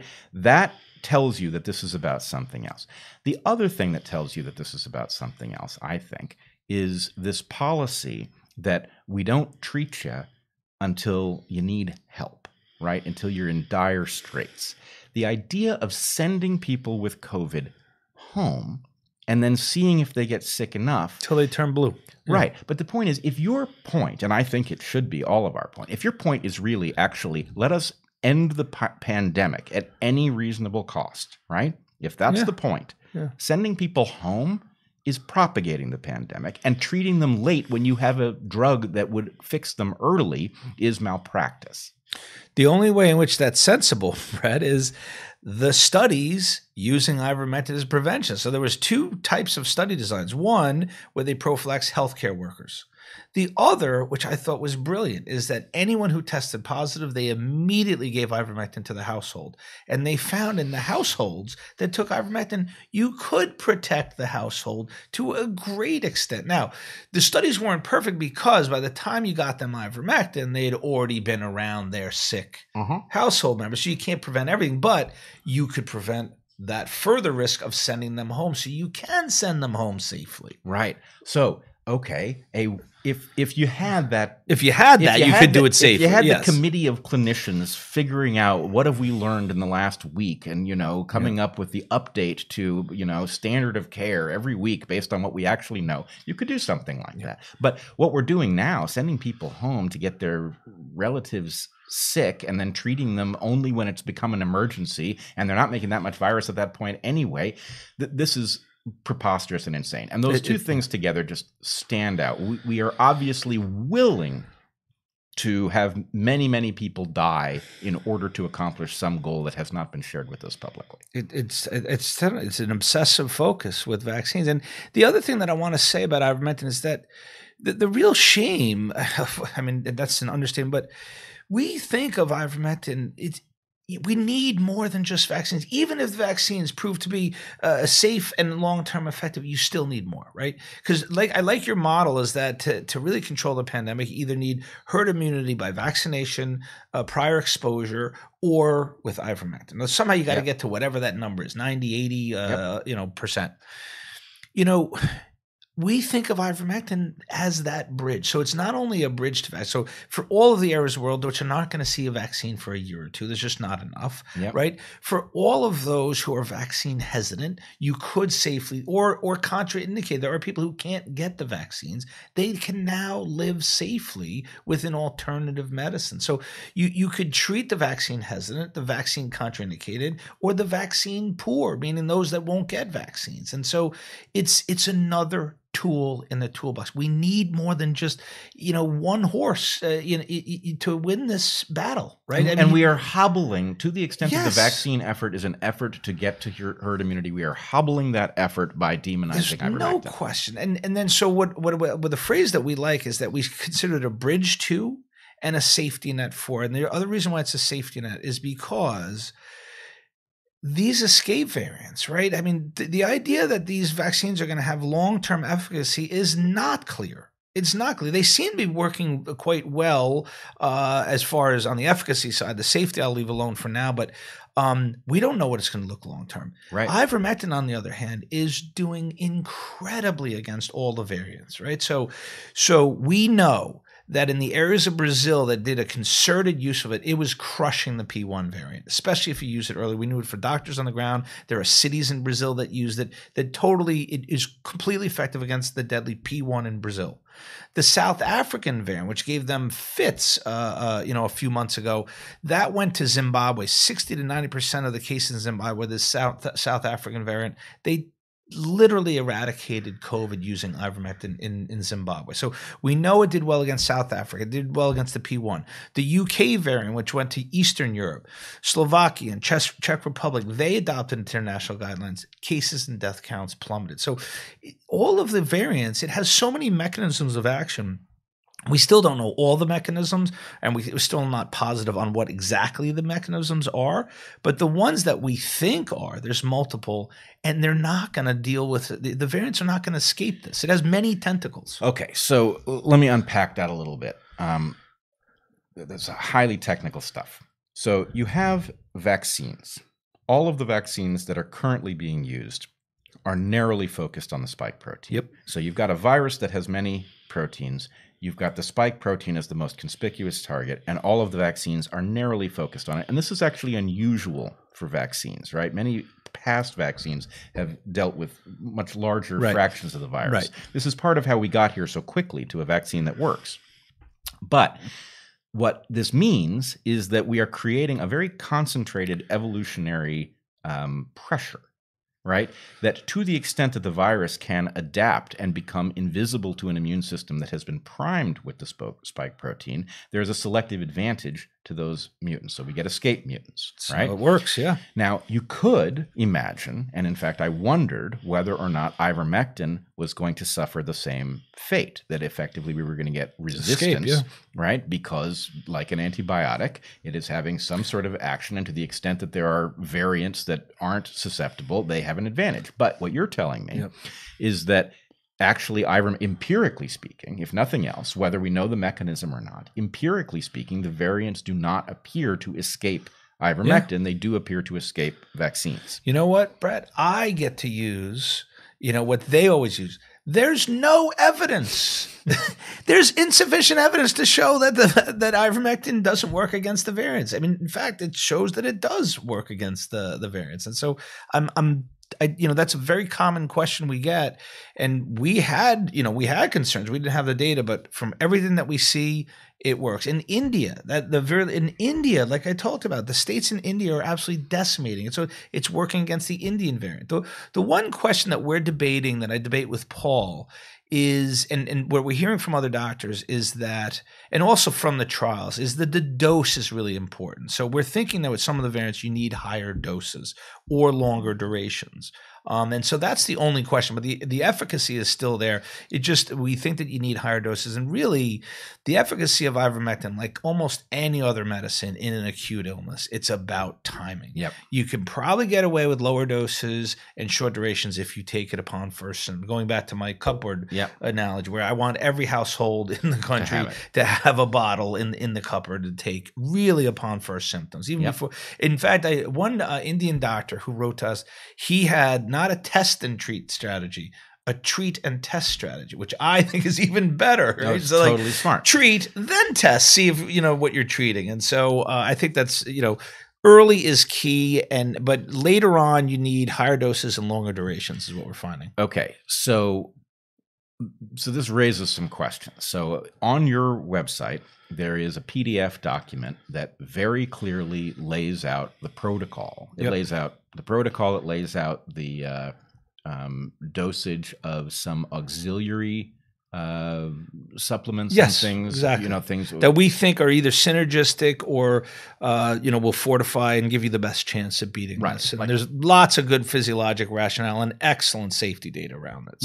So it's just good medicine. Vitamin D, right? Vitamin D has very clearly been a predictor of whether you get sick and how sick you get from the beginning of this. And this is something we talked about extensively on Dark Horse. So therefore, sunlight is an excellent thing to encounter, and supplementing with vitamin D makes sense too. But anyway, in your protocol document, there's a question about what, depending upon, your protocol document describes basically what to do in the case that you have been exposed, right? So that is not the same thing as what to do if you haven't been exposed, but you're going to use this in lieu of a vaccine, for example. And so we have three approaches, right? So one is what we call chronic prevention for the high-risk individual. And so we advocate that if you haven't gotten vaccinated and you're at high risk, which is, and who knows what that cutoff? That's why we just say high risk. We know what the risk factors are, right? Yeah. Age, obesity, race, African American, Hispanic, comorbidities, any confluence of those, right? So I don't even know what the cutoff is. Anyone over 30, I think, would be reasonable, and or comorbidities, maybe 40. It would be reasonable to take it as a chronic prevention. Right? So, and that's once weekly. And the other thing I want to mention about our protocols, which is really important, is that we are data driven. We are humble to say that we are learning. We're trying to figure out the most, and we've always evolved our protocols. Everything in our hospital protocol, we kind of got right at the beginning, but we have adapted sort of timing of initiation and doses at times. Same thing with ivermectin. We've changed the frequency and we've changed the dosing strategies as more data comes out. But chronic prevention, we now moved it to once weekly. Then we have post-exposure prevention, right? Which is, someone gets sick, the kid, the wife, the husband, whatever, it's for the rest of the family who are exposed. They all take basically 2 doses separated out by 48 hours. And then the treatment, which is you take it upon as soon as you can. We say 5 days or until recovered, because some patients, if you start late, that 5 days is not enough. And we also have a dose range. We moved our doses now to early mild disease, 0.2 to 0.4 milligrams per kilogram. And then in the hospital, milligrams of ivermectin per kilogram of body weight. 0.2 per kilogram. And it's easy to calculate, but you have to calculate that out. And so and then we have higher dose ranges for the hospitalized patients. And in our protocol, we also recently added another drug, which is also being ignored, very widely available, off patent. It's called fluvoxamine. It's an SSRI. It's an antidepressant which has these profound anti-inflammatory properties. And in the studies, both observational and randomized that have come out, it's showing to be highly effective. And so we've added that for the more severe cases or the incomplete responses to ivermectin. Because again, the later you treat this disease is very complex. It has a number of different processes. You kind of got to hit, you got to hit it from a few different angles. And so we have, and if you look at our hospital protocol, we have many different medicines that are used in combination. So I would just caution people. Ivermectin seems very safe and does not have side effects to a large extent. Fluvoxamine, and you also have, and I've seen the data on this one too, melatonin is an effective treatment. However, the dosages that you guys recommend are so high, they would have profound implications for people's sleep pattern. Well, fluvoxamine's not. It's actually a quite low dose. We're doing 50 twice a day. I was talking about melatonin. Oh, melatonin. Fluvoxamine will have presumably some SSRI effect. So I would think people, you shouldn't get involved in that unless you're really sick with COVID. Yeah, but we try to have a reserve. So if you're failing starting late, so far in the trials, it's only a short term, right? So it's not a long-term therapy where you run into, possible adverse effects of chronic therapy. And it seems to be really quite well tolerated. Melatonin has no toxic dose. You could take a barrel of it, and it's not a question of toxic. Yeah, it's a question of whether you get a little sleep. Yes, exactly. But yeah, that would and we generally say to take that at night. But yeah, and again, everything is about risk benefit, right? And so you use these medicines depending on the condition of the patient. The sicker the patient, the more the risk benefit ratio of these things changes, right? And so if somebody's sick, you can afford to disrupt their sleep, and you're disrupting it in the right direction. I mean, in general, people have trouble sleeping in the hospital, and it's not the worst thing to get a decent night's sleep. Right? Yeah, right, exactly. Yeah. All right. So I do think we blew right by some of the discussion of vaccines. And I do want to just get us to be clear about this so everyone understands. I am increasingly annoyed at the moniker anti-vax because I feel it's being used as a weapon. I've had it directed at me. I am not anti-vax. right? Whatever that means. And I'm also not anti-vaccine. As a matter of fact, I'm very pro-vaccine. I think it's one of the greatest tools in our medical toolkit. It is responsible for a tremendous amount of good, the ability to vaccinate. I am vaccinated against some things that almost nobody is, right? I'm vaccinated against rabies, for example. Interesting. My history as a mammologist had me handling animals that almost never had rabies, but it wasn't, rabies is such a terrible disease. Oh, yeah. That Interesting. It was worth getting vaccinated. So I'm a pro-vaccine guy, and to the extent that I'm hesitant about these vaccines, it's about the massive unknowns, and that was true originally, and it is now about the evidence that there's actual short-term hazards here too. It's not just the long-term unknowns; it's the emerging picture. It's just science, right? We're looking at data, and we're just empirical. But that goes back to that authoritarianism, which we're being told how to treat and what to think and what to say, right? Like, you're basically taking away normal scientific discourse of, right. And I guess you can't really do science on social media because you're not allowed. Well, you could, unless social media. No, if the gods of science knowledge tell you can talk about it, then you can. Right. You can't do it in this environment. Yeah. It's too perilous. But so let's just say, to the extent that we need to be able to say in a pandemic situation, that this vaccine is safe, that means we have to be able to discuss it when it isn't. Right? Yeah. To the extent that it is automatic that we will say it is safe, nobody is going to trust it. And so the ability to discuss how safe it is or isn't is essential. But I just want to cover this for you as well. You're not an anti-vaccine person. No, not at all. No, I'm fully vaccinated. So are my kids. I mean, not this vaccine, because I have an alternative that I'm much more comfortable with. That's safe. Personally, and I use Ivermectin. And so, again, I want to see more data on these vaccines. And I don't know, I just feel it's a reasonable clinical judgment. That's right. all. Well, I mean, let's go back to the Argentina study that you talked about, where it was like 58% in the one group got it, and the ivermectin treated group 0 got it, right? So how good is the protection from ivermectin? The answer is it appears to be absolutely stunningly excellent, right? And so how good is the protection from the vaccines? Well, it's pretty darn good, but it's not 100. It's not 100%. No. So in any case, from the point of view of how safe are you, I agree. It's the better treatment. Some people will say, "Oh, but you got to take it every week, and how long are you going to take it for?" We have no evidence to show that it's harmful. It's well tolerated, and it's cheap, it's safe, and I'll take it as long as this pandemic's out of control. I think, like you said, it's that model. If we can get to herd immunity using all the tools at our disposal, you're going to get incidence rates that are so low that you don't need to take it anymore. Right? That's my whole, I think that's achievable. I really do think that's achievable. If we can get past the campaign to prevent us from talking about it.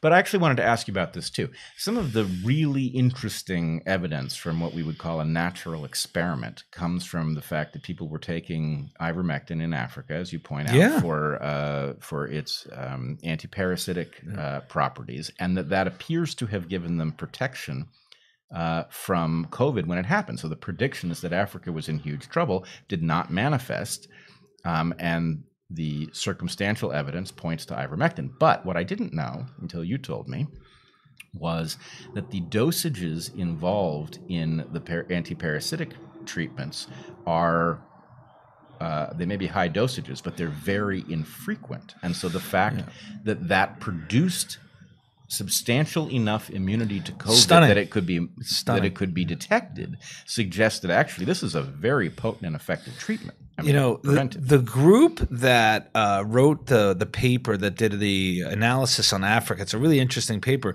They say in their introduction that they saw the signal, they saw the discord or disparity very early on, but they didn't want to publish yet because they wanted to just watch this play out. And once the data became overwhelming, they published their paper. But what they did is they were able to look at which countries in Africa had distribution programs for parasites.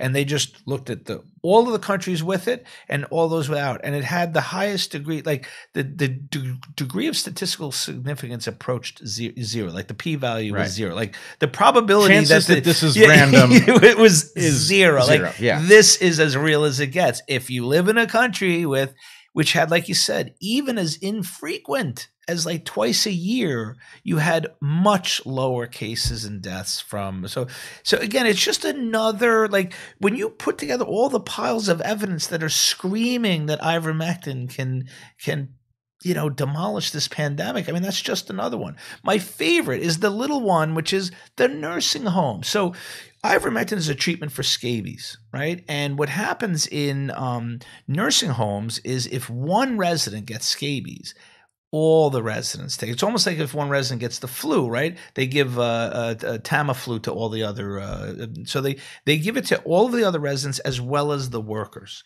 And a French nursing home, when they were all getting decimated, all our old people, our elderly people were dying, right? A nursing home in France had a little outbreak last March of scabies. They gave everyone ivermectin, and they noticed that in the region's nursing homes, where like the deaths were 5 to 10% of all residents, the case counts were 22%. They noticed in this one nursing home with the scabies outbreak that nobody died, and very few got sick. And that's been described in multiple nursing homes where they've had scabies. They noticed that COVID tends to not be there, and so you're seeing it in all of these different facets. It's a phenomenal story. And this is what you would expect, actually, if this drug was for yes. real. You would expect, yes. This is more like what happens in ecology and evolution, right? Where if something is true, then you can just think, well, if that were true, then I would expect to see true everywhere. I would expect to see it here and not there. And then you go out in nature, and lo and behold, the pattern that you're looking for is there. So every place that you would expect this, you see it. That's an amazing fact, and it is a very powerful kind of evidence in and of itself. The fact that every type of evidence tells the same story. And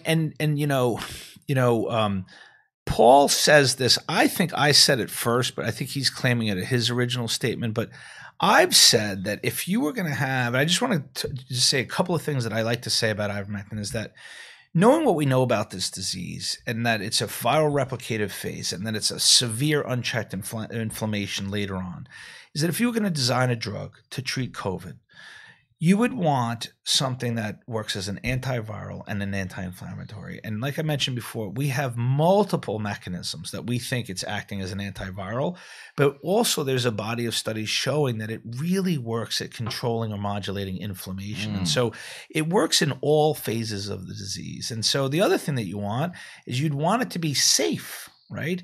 And the one statement I like to make about safety is that a recent review was done by like a world famous French toxicologist. He looked at 350 studies and reports on ivermectin to get the most accurate safety profile of the medicine. And in his executive summary of the paper, he wrote that severe adverse events are unequivocally and exceedingly rare. It is an extremely safe medicine. There's not a lot of medicines you can say about that unequivocally and exceedingly rare. So if you wanted a drug, right, you'd want an antiviral and anti-inflammatory. And then as a bonus, you might want something that prevents the virus from getting in the cell. You'd want it to be a preventive. But, it's probably asking too much. Except, really, come on, be reasonable, Pierre. This particular drug happens to bind the spike protein and prevent the virus from getting into the cell. And so literally, I think Paul did say this, but it's really a gift to us. Like if you can, it really does give me sort of tingles. I mean, to think of that we have this medicine that does exactly what we need it to do to get out of this hell, for the world to get out of the hell, right? And we've talked we're about not deploying it. We've talked about the medical consequences. We have not talked about the crashing of the normal functioning of planet Earth, right? The idea that we wouldn't deploy this is absolutely maddening. Which, just so that I don't forget to say it, I'm going to come back to what may be going on with this story in the pharmaceutical industry. But if it is true that something in the neighborhood of what we have suggested about the financial incentives surrounding remdesivir and vaccines and the campaign to deploy them, if something like that is the object exerting this gravity, making this story not add up and result in massive amounts of death and misery and damage to humans that will be manifest for decades to come, if that's what's going on, And this really is about the investment that has been made in these exotic drugs and vaccines. We should be prepared, civilization should be prepared to buy out their interests, right? If this was wartime, and this is something of the scale of a war. Yeah. If this was wartime, we would not hesitate to say that factory in which you make those things, it's making weapons now, and we are going to go fight the enemy. And I'm sorry that that's going to get in the way of your profits, but this is your duty to participate on our team, right? If that's what we have to do, if we have to commandeer these things and buy out their interests so they will let us do it because this isn't technically a war, then we should do it. It would be cheap compared to the immense, I mean, we're talking about trillions of dollars of loss, right? It might be hundreds of billions of dollars of profit. It is trillions of dollars of loss to planet Earth, and the amount of human suffering is incalculable. I haven't heard of that buyout idea. That's pretty fascinating. I hate it. But I mean, yeah, it is. It's disgusting, but you know, like I said, whatever it takes. And you know, I can't bring up that war metaphor enough. We've said it since the beginning. Like, we are literally acting as if or the FLCCC, we're a rapidly deployed force. The five of us, actually, there's more of us now, but you know, we have done the work that the agencies should have. Like, we've reviewed all of the evidence. We've compiled all of this. Like, we did the stuff that the Army and of public health agents should have done. And again, the reasons for why they didn't go from the benign to the sinister. But I want to call attention to the arguments that we make for our treatments is that we're at war, and they're playing peacetime here. They're using peacetime rules when we're at war, and it's insane. No, that's not what they're doing. I hate to correct you, but here's what's going on. Pretending to. They are having us behave as if we are at war, while they are playing business as usual. True, right? That's fair. This is okay. That's better said. Then driving me crazy, because the point is they actually have us at each other's throats about whether or not we're wearing our masks outside and whether or not we're vaccinated or not, and that is the dictator of whether or not we are good people. And this is bullshit, right? I'm as protected with ivermectin as you are with your vaccine, and I'm not talking about you. I'm talking about you, person X. Right? There's no basis on which you can wag your finger at me. I'm not putting people at more risk than you are, right? Yep. So why do they have us at each other's throats if they are going to continue to play this game about profit, which appears to be the only explanation that could possibly tell us how do they not respond to an overwhelming quantity of data that a gift, a drug that is actually a gift, a drug that does not have to exist. There doesn't have to be a drug that's this good. But to turn down that drug on the basis of other things which don't have the safety profile, don't have the effectiveness, right? It's indefensible. It's indefensible. And so they are clearly playing a business game while they have us in a war posture. It's indefensible. It's preposterous. You know, Brad, I don't want to change the topic, but there's something else. Because again, I just find it, again, I'm just very grateful to you. And I think we as a group of committed clinicians who really are just acting on our oath, and we are trying to just advocate for good, sound medicine and effective treatment. You know, we haven't been given a voice. You know, we definitely have a lot of followers, and we've had tremendous success around the world. But in the United States, exactly no one's heard of ivermectin in a credible way. And so coming on your show, I think we hope is a march to having that in the wider consciousness, not only providers, but patients. And I think that's really important. And so the one thing that I want to mention before I forget, because there's another area in which we're failing at treatment, and I find it not as egregious as the ivermectin, but the corticosteroid issue, that when we came out and recommended it, you know, 6 to 8 weeks later, Oxford did the recovery trial, which proved to the world that corticosteroids were life-saving. To say that we said, we told you so, you know, we got past that. But here's the travesty of it, is the Oxford trial used this tiny dose of corticosteroids. They used a dose lower than what I give my 80-year-old patients with emphysema when they get a little sick. I give a higher dose to them. They're giving this tiny dose to people crashing on ventilators with horrifically inflamed lungs. It doesn't, you know when you're talking like what's sensible? Mm-hmm. And they also give it for a time limit. They give it for 10 days as if the disease has been determined to last for 10 days, and there's nothing that makes sense. We know that higher doses are needed. We know that longer durations are needed. There's no research going on into looking at other protocols. And the entire world, this country, every doctor, every sheep of a doctor in this country is following remdesivir, 6 milligrams of dexamethasone. Literally, in all the health systems are telling them this is what you should use. If you use a higher dose, you're off protocol.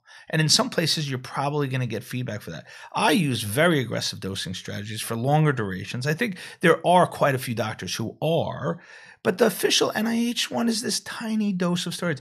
And that dose, and I can assure you I have tons of data, it helps the few and fails the many. There are many, many patients dying in hospitals of inadequate treatment of this disease with an anemic dose of steroids. Just to add it to the list of stuff that doesn't make sense. Okay, so I was just going to say, what this is it is more evidence of a gravitational force from an object we cannot see. But that one, I don't know if that's a sinister. That one's just stupid. That's just I just don't know. Where are the doctors here who are saying what I'm saying, which is the dose of steroids doesn't work. I've now published 10 papers on COVID. The one that I think is the most impactful, well, the ivermectin is probably pretty huge, but myself and one of the top chest radiologists in the country, if not the world, we wrote a paper saying that this disease is actually not a viral pneumonia. It's an organizing pneumonia. The mainstay of therapy for organizing pneumonias, which is a non-infectious pneumonia, is corticosteroids. And in fulminant cases, we know over the decades in treating, you need high-dose steroids. Nobody's paying attention. They're still treating this with this little anemic dose. It's bizarre. And the obvious thing to do, right? Were I a clinician, and you tell me if I misunderstand what doctoring is about, but were I a clinician, I would be tempted, right, to the extent that there is some dose that I'm told is the right one, I would be tempted to see what happens a little higher, a little lower. Oh, the higher works. A little higher, right?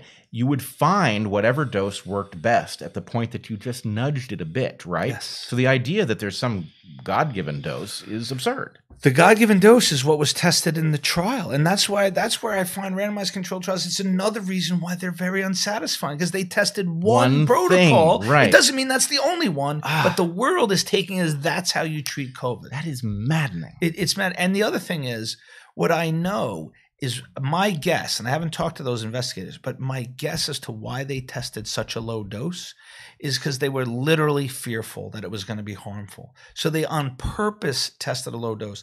And I actually find that one of the greatest tragedies that we came very close to is that trial ran the risk of being negative because it used such a low dose. The reason why it was a positive trial is because it was massive. Yeah. So when you have a huge trial, you can detect small benefits, right? So had it not been a massive trial, it would have been a negative trial. And you know what we'd still be doing? Tylenol and fluids. Right. And I'm sorry, remdesivir. So this is fascinating. First of all, this is a feature of complex systems, right? The complex system is very sensitive because there's so many inputs to it. So the idea that you could have too low a dose, you could convince yourself that this drug, you came into it, people were telling you this drug will be harmful. So they didn't test a very high dose. They could have tested so low a dose, they wouldn't have seen the signal that it was beneficial, and we would still be telling ourselves it's harmful. Instead, the dose was high enough to detect that it is beneficial, so it is now the standard of care, but the standard of care is too low a dose because they tested one thing and people are afraid to depart from it because of I don't know what. I just doesn't. And again, it's over relying on evidence and not expertise. So I mentioned one of our closest partners in the FLCC is Umberto Meduri. He's the world expert at using corticosteroids in lung injury. He's an intensive care physician who's been studying steroids for 30 years. Where's his seat at the table? Right. Why aren't they asking him? He has a protocol. We follow his protocol. It's been born of decades of use. I mean, I just don't understand. I made a joke once with my colleagues is that we really want, you can have the NIH, the CDC, and then we want a building for the FLCCC. So just totally. Ask what's the FLCCC. We'll tell you what we're doing on the front lines to treat this disease. While waiting for your big, randomized controlled trials that you're in love with. Well, I mean, I know you're joking, and I know that you're not joking. Exactly. Obviously, the idea that it's different if you're talking about a disease that has been treated for 50 years, on which the treatment regimen has settled, and maybe there's something that new comes along, but we can officially find out what that new thing is. This is a different case. Everybody's a novice, right? So why aren't you clinicians at the table? Right? That's preposterous. And why aren't they doing more trials on these? Why don't you test 6 milligrams of dexamethasone against a higher dose? Like, no one's getting placebo. It's a reasonable thing to do it. I wouldn't go in that trial because I'd want the higher dose. But I think there's enough clinical equipoise amongst doctors that you could easily randomize people, and you could find what the most effect. Where is that effort? Right. Because obviously it would save lives to know what the most effective dose is. Maybe COVID's not a problem. I guess they don't feel it's sufficient enough of a problem to study this. But right. We're on a war footing, but they're not taking it as a priority. Okay. So I wanted you blew by something here that I think is very important. Okay. You said that in the rest of the world, people are beginning to understand the ivermectin story, but in the U.S., effectively nobody's I'm demoralized, and what I've had to do to preserve myself, and what I do, because I'm getting killed here. I mean, when I'm being written about and my advocacy, I mean, it's like it's crazy. So I don't pay attention to it. Right. And I'm immensely saddened that all of the health systems, and I have colleagues and trainees who work in multiple systems, you can't prescribe ivermectin, one of the safest drugs known to man, even if you were convinced by my papers as well as the other independent panels.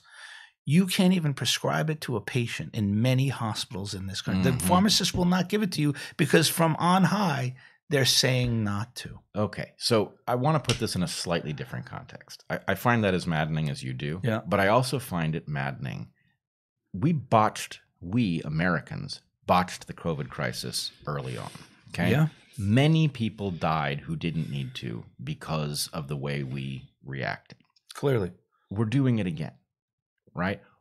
Why should we be lagging the world in the understanding of the utility of this drug, right? Why would we allow that to happen to ourselves? This is absolutely unpatriotic. And it has to do, I think, with the fact that the corruption that we have is in many ways more pronounced. It is more effective. It is more deeply entrenched, and it has access to more tools here than elsewhere, right? I agree.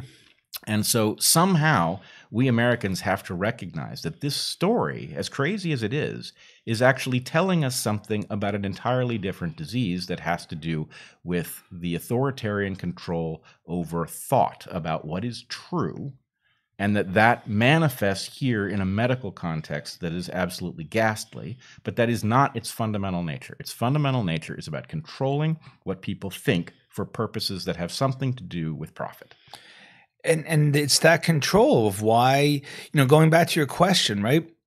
The U.S., you just can't get anyone to talk about ivermectin credibly. So if you look at the big media outlets, so like I'm waiting, the Washington Post did a story, but anytime, so there's been very few credible mentions. So I did an interview with the Washington Post, and I knew what the article was going to say before I did. I knew it was going to be a he said, she said, meaning every time they do it, they say Dr. Kory and his group says this, the NIH says that, and you're left with the NIH thinks it's, it's nice that these doctors think it works, but the NIH doesn't. So you're left. It doesn't lead you to anywhere good. These articles. It is designed to leave you without a conclusion. Clearly, right? Which then the conclusion is everyone who trusts the agencies know if it was working, the gods of science and knowledge would say it to. These rabid doctors are just they're a little overexcited. Okay, so the fact is we're not getting.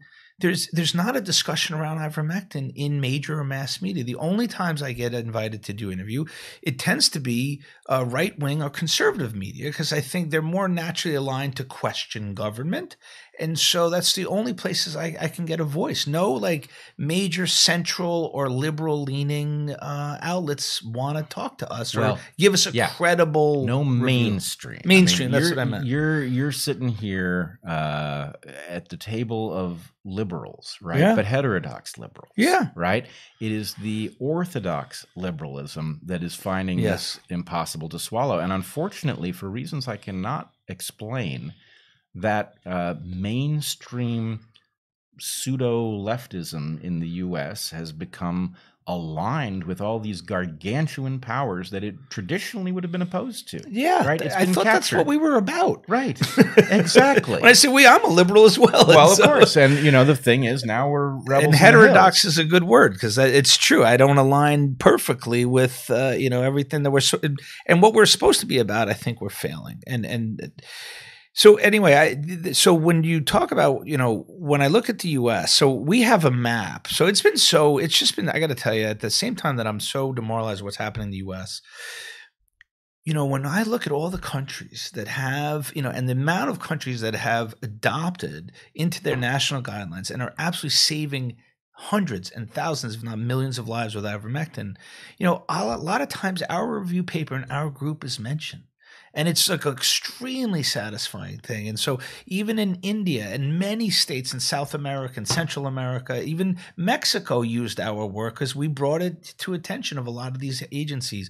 When you look at Eastern Europe and Slovakia and Czech Republic, it's so the impacts of, Paul Marik's early identification of ivermectin and our review paper, it's tremendous on a global scale. It's still insufficient, but it's tremendous. And the last thing I want to say is it's not just the FLCCC. So my review paper, which just got published about 6 weeks ago, is one of now 6 published review papers, all written by, and I have to stress this word, Bret, independent panels of experts, not allied with a university, a newspaper, a pharmaceutical company, just well-meaning academics who are looking at this evidence. And in those 6 reviews, so it's our group, a tremendous group from the UK headed by a woman named Testamur.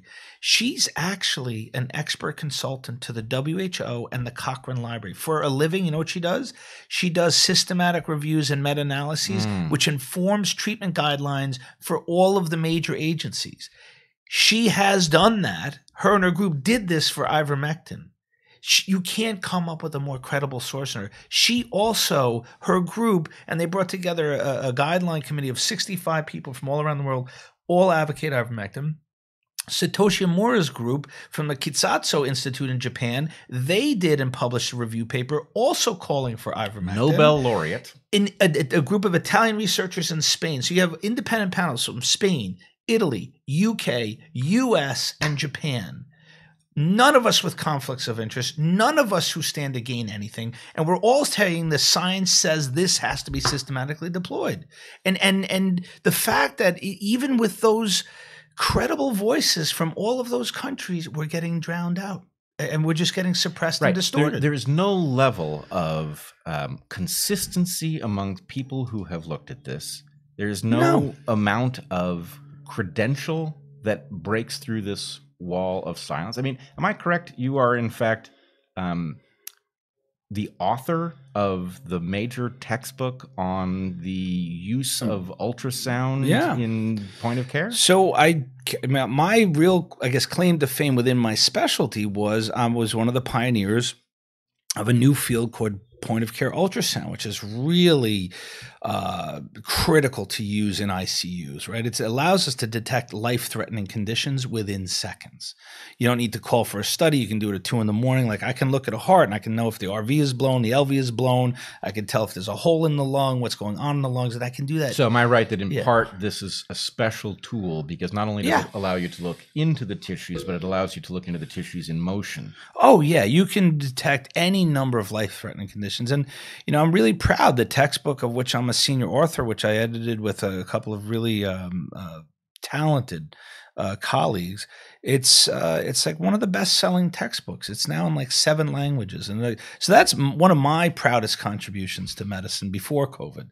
I'd like to think my role with the team in getting ivermectin into the language is going to be another big one, a lot bigger. I think. I hate to even use this term. It's offensive to me that I should even, voice it to you. But you're being dismissed as a crank, despite the fact that you have the credentials, you have the evidence, you have a history of saving lives, of innovating and pioneering techniques. You not only that, but you have a history of improving the standard of care for this very disease. Yeah. And yet you're dismissed. And so when I say me, let's look at the core five of us. So Umberto Meduri, decades of research on corticosteroids. He also is one of the fathers of non-invasive ventilation. He did some of the first studies on, those BiPAP and CPAP machines, which we use in ICUs in lieu of, endotracheal intubation. I mean, that's one of his, he's a giant in medicine. He's on the FLCC. Paul has published, any number of books and chapters and papers on so many different facets of critical care. Paul's imprint on our specialty is huge.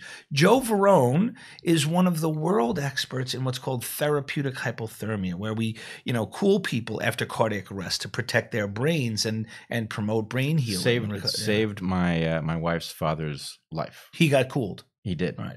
So I'm also an expert. That was my first claim to fame in medicine because I got really interested as a fellow.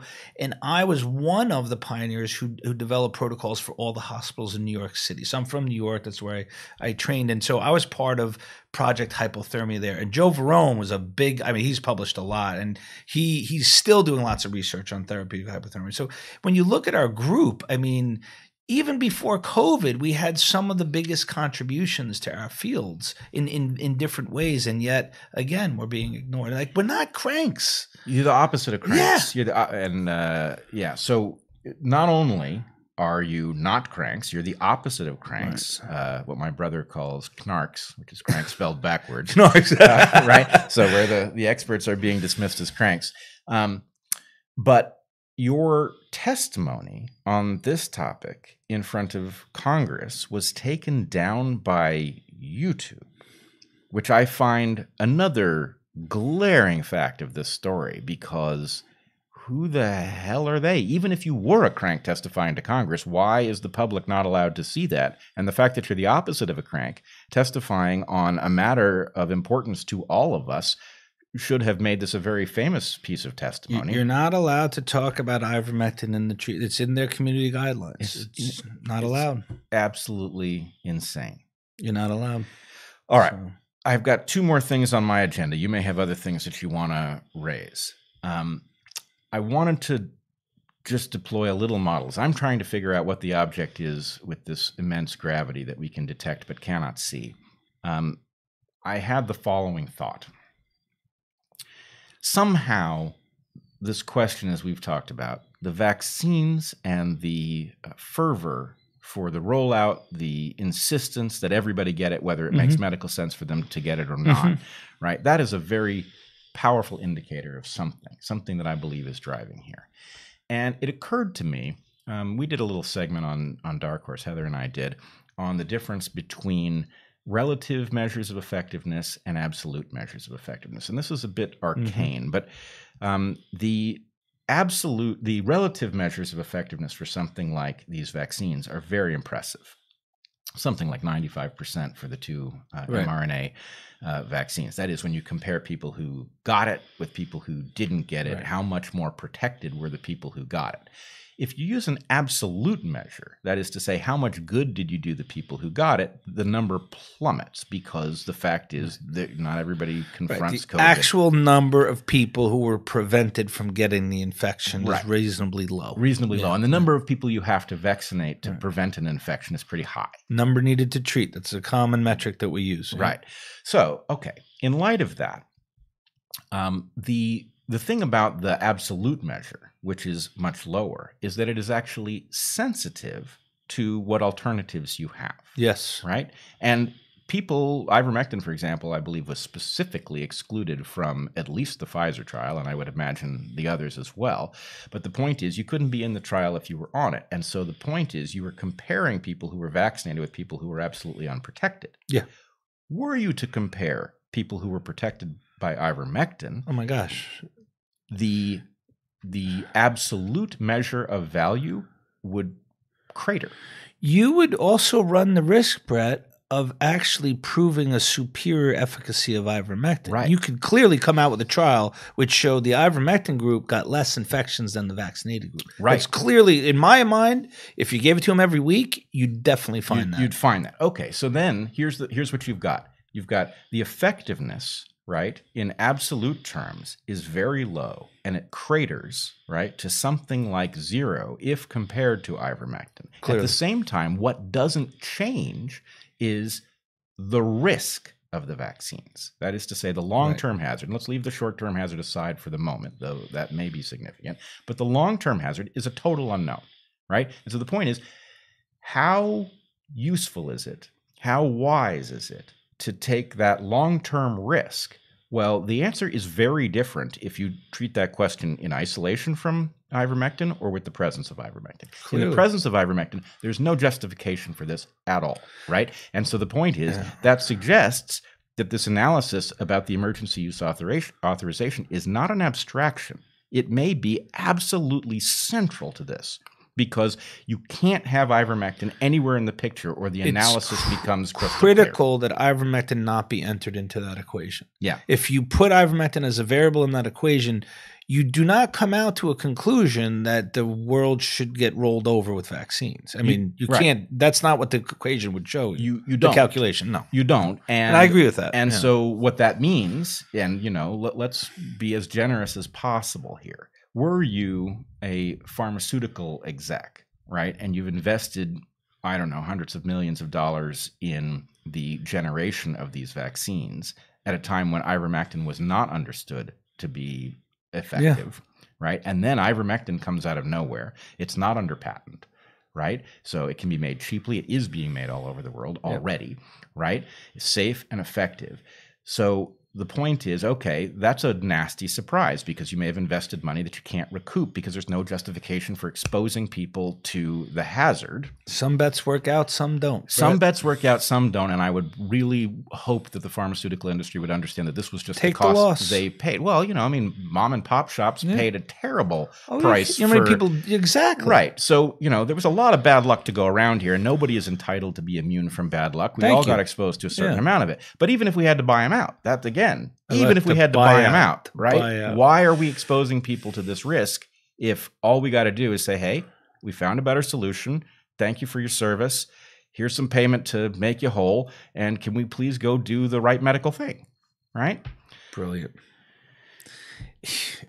I agree. I mean, I totally agree. The buyout thing is still, you still shocked me with that buyout. I just don't know how credible that is. I mean, you're literally giving someone money. Just step away from the table. We do not need you participating in the planning meetings anymore. Just go away. Right. But the alternative is, like people are losing loved ones. Yeah. So, that people are losing loved ones needlessly. And that's, one thing I haven't talked about yet is that when you see what happens to these people, those unfortunate few that actually get to the ICU and that march through those anemic doses, they're so sick and they're so hard to get better in the ICU. And this disease is crazy. It's so unique amongst critical illnesses because in my career, what I find is when patients get really, really sick, they generally will adopt a trajectory, meaning within the first few hours of the day, they will determine something. You'll see some stability and then a slow rise of improving of organ functions or even the main organ that's failed. Yeah. Or you'll see some stability followed by, unfortunately, deteriorations to death. There's only two ways out of the ICU, right? So you either get discharged to the regular wards or you die because it's really the end of the line. And COVID is wicked. You get on these vents and the patients are like this for days to weeks. I mean, we routinely take care of patients weeks and weeks on ventilators, which is one of the reasons why they were running out of ventilators because everybody was going on them. Nobody was coming. Nobody was dying. I mean, they were dying, but it was after prolonged, lengths of stays that we had never seen before. And you're still seeing it. And the amount of suffering, and they're paralyzed. And then we have to prone them. So their faces swell. They get tissue injuries, and they're in deep sedation. And when you get in, those that are lucky their lungs heal, they come out delirious and agitated, and it's a wicked recovery. Like the mortality and morbidity is it's really indescribable. And not that I've become immune to it, but I think a lot of us, we're just so used to seeing it. But the suffering of these patients are crazy. And then add to it the visiting policies. They're alone. Yeah. These patients oftentimes will die alone. Yeah. They fight alone. The families are calling on the phone. Now they're liberalizing it for a while. But, I worked during the pandemic in New York. I did a month running my old ICU. And I mean, we were Zooming with families. We'd put the little iPads next to the patients, and they would look at their family members dying, and it was terrible. Right, and you could, look, it doesn't matter if you're vaccinated or not. You could give ivermectin, and you could visit your family member, right? and you wouldn't fill these ICUs with these, and that's the thing. The data, especially from Mexico, on preventing hospitalization. I mean, you're basically turning droves of people away from the hospital and ICUs. It's huge. So I do want to flag one thing. I don't think there's very far we can take it, but I've been watching COVID from the beginning, and I've been noting what an odd disease it is and how promiscuous it is in terms of creating symptoms, which is conspicuous evolutionarily, because in general you would expect a pathogen to effectively be to limit itself to infecting tissues that actually advanced its cause. Right. And to leave you in, it's one thing if it's malaria. Malaria wants you incapacitated so that mosquitoes can bite you. But a disease that is transmitted by people to other people doesn't want you incapacitated. It wants you mobile. To spread. Yeah. Right. And so the number of different tissues and the amount of damage that this thing does is a little bit incoherent, which could be the result of the fact that it behaves. Where it came from. This is what I think, is that the laboratory environment could well have generated a very unusual set of symptoms, because the selection that goes on in these serial passage experiments is going to exert weird effects, right? You're selecting for things about the laboratory environment that aren't really about pathogenicity in the outside world. So anyway, not much to say about that, but yes, there is something weird about this disease, and that would be well explained by a laboratory. You brought to mind something hugely important that I haven't talked about yet.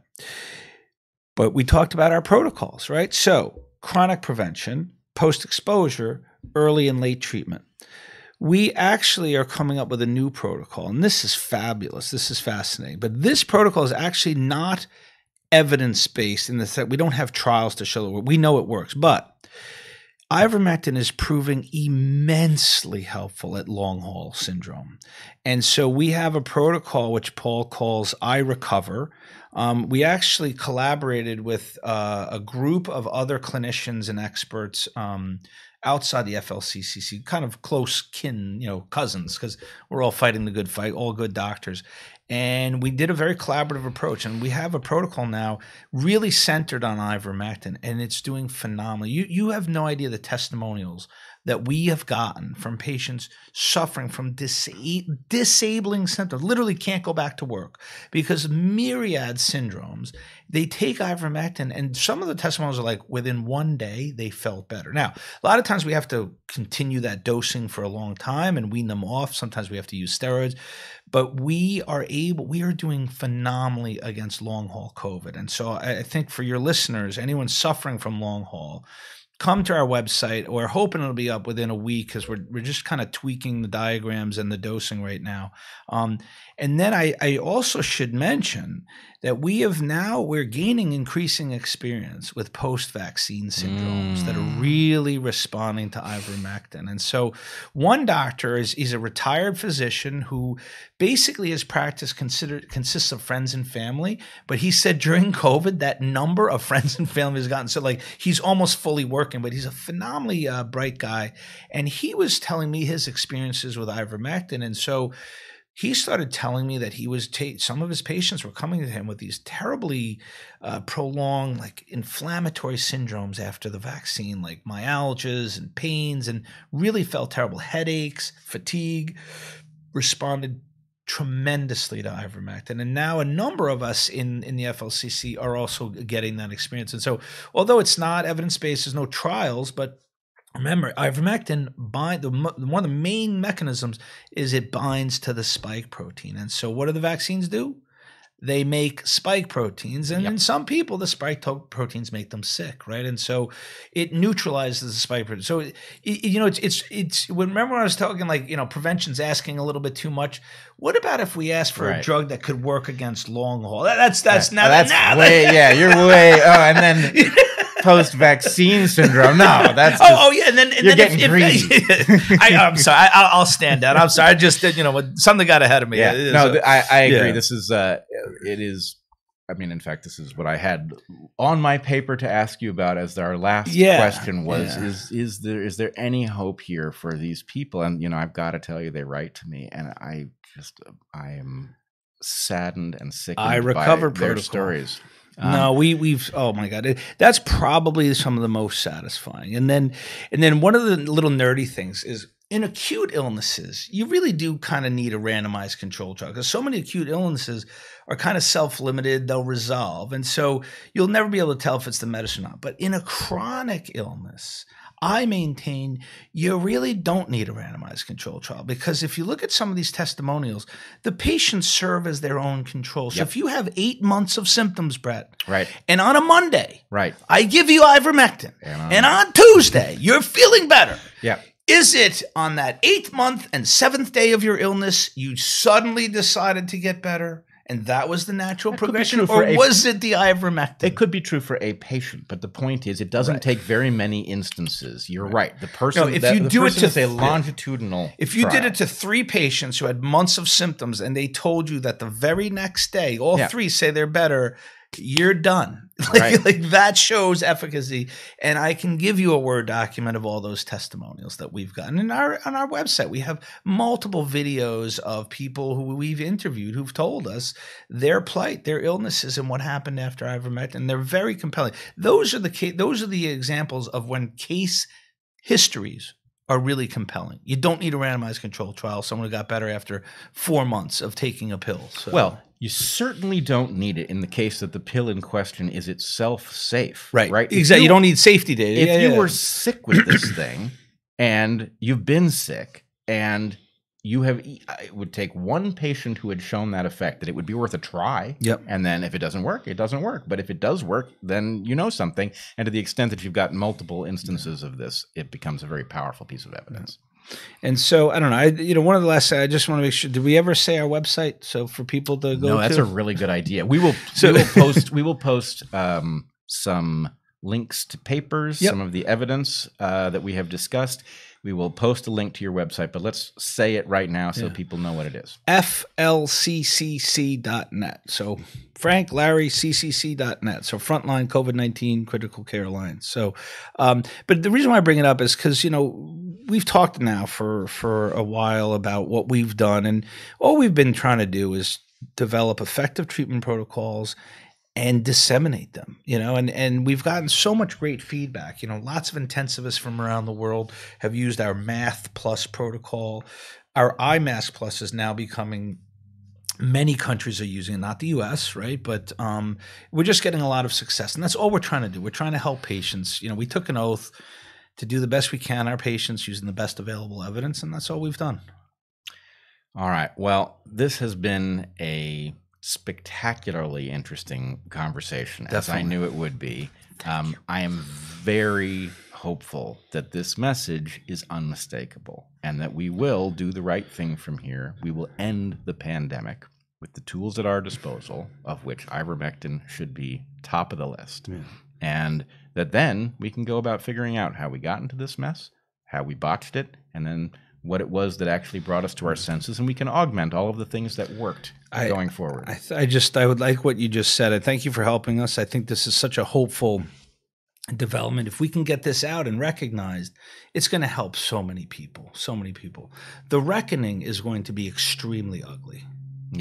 When this history and this story is told accurately, it's going to be very unpleasant. Very, very unpleasant. But I also think that means that we need to think about how we get to that reckoning, because the most important thing is this never happens again. Doesn't happen again. When something does happen, we get on our game quickly. We do it well. We do not allow politics or financial concerns to interfere with our delivery of best medicine available. And, whatever that means, it means, but we need to get there, because the amount of unnecessary suffering, harm, and loss that has already resulted from our myopia here is incalculable. Well, I'm going to tell you one last thing, is that we're already thinking about that and working on ways in which we can prevent this from happening. And one of the ways, and I also want to mention that the FLCCC,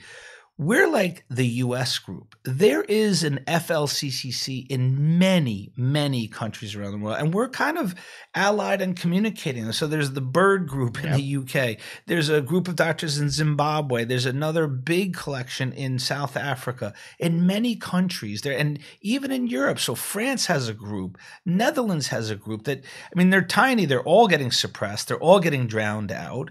But a lot of us have thought, we hope that with the credibility that I trust we'll gain if the reckoning occurs and it's accurate, that our credibility, not only as our group, but in this constellation of groups around the world, we kind of want to form like an independent W. And when I say independent, no interest, small dollar donations, one obligated to humanity. Exactly. You can't take anything more than $100 from any, something like that. Yep. And where we can really give independent opinions, and we can look at repurposed drugs, the little guys that have no money behind them, that we know have many different uses. So we hope that that's one way in which we can avert this disaster. But we need the credibility. People have to know that when the FLCCC says something, it should be listened to. Well, let me tell you something. There is a nasty pattern. When we talk about, no matter how cynical you are, you're still naive. One of the nasty things that is evident if you look at other cases of whistleblowing and things like that, is that there is a terrible tendency not to vindicate those who were right. In other words, if you've been dismissed as a crank, then the narrative tends to want to hold you that way. Now, there are narratives where this gets reversed, but in general, those who have fought you... You don't come out a winner. I think you're going to in this case, because I think this case is so clear, and, your accomplishments outside of ivermectin are so good. Yeah. That you're unassailable, and there are so many of you. And we didn't just get lucky, right, Bret? Right. No. Like the editor of the New England Journal of Medicine called me in that article. He said they got lucky. Well, you know what? I must tell you, in my career, I have had a lot of really silly things said to me about me and what I'm doing wrong and how dumb I am. Yeah, and I kind of have this wall in which those little things live. So yes, you got lucky belongs on your wall. Yeah, you've been called that before too. Or no, lucky has not. My favorite of them is too clever by half. Right? This is an insidious way to dismiss people. Is too clever by half. Yeah. Anyway, all right. Well, I appreciate it. It's been great to chat with you. I really enjoyed chatting with you, and just I think you have a great audience and followers, and I think hopefully they're going to give this the credibility and give this the critical look, and give more voices to the authorities that this needs to be listened to. This needs to be investigated and disseminated. I have no doubt that we did a lot of good today. Mm-hmm. I will say that you and your partners are true dark horses. All right. The reason the podcast is named Dark Horse is that we need people like you to come out of nowhere and exceed our expectations, and I believe you have done that in spades. So, the Dark Horse COVID-19 Critical Care Alliance. Hell yeah. All right. Well, I like it. Thanks so much, Dr. Pierre Kory. People can look you up on your website. They can find these protocols. And if your doctor hasn't heard of this stuff, talk to them. Point them to this podcast. Give them a PDF. Anything that it takes for people to become aware that there is a tool, that it does work, that the evidence is overwhelming, and that this pandemic could be brought to an end quickly. Let's do it, folks. Thanks so much. Thank you. All right. Well, hold on.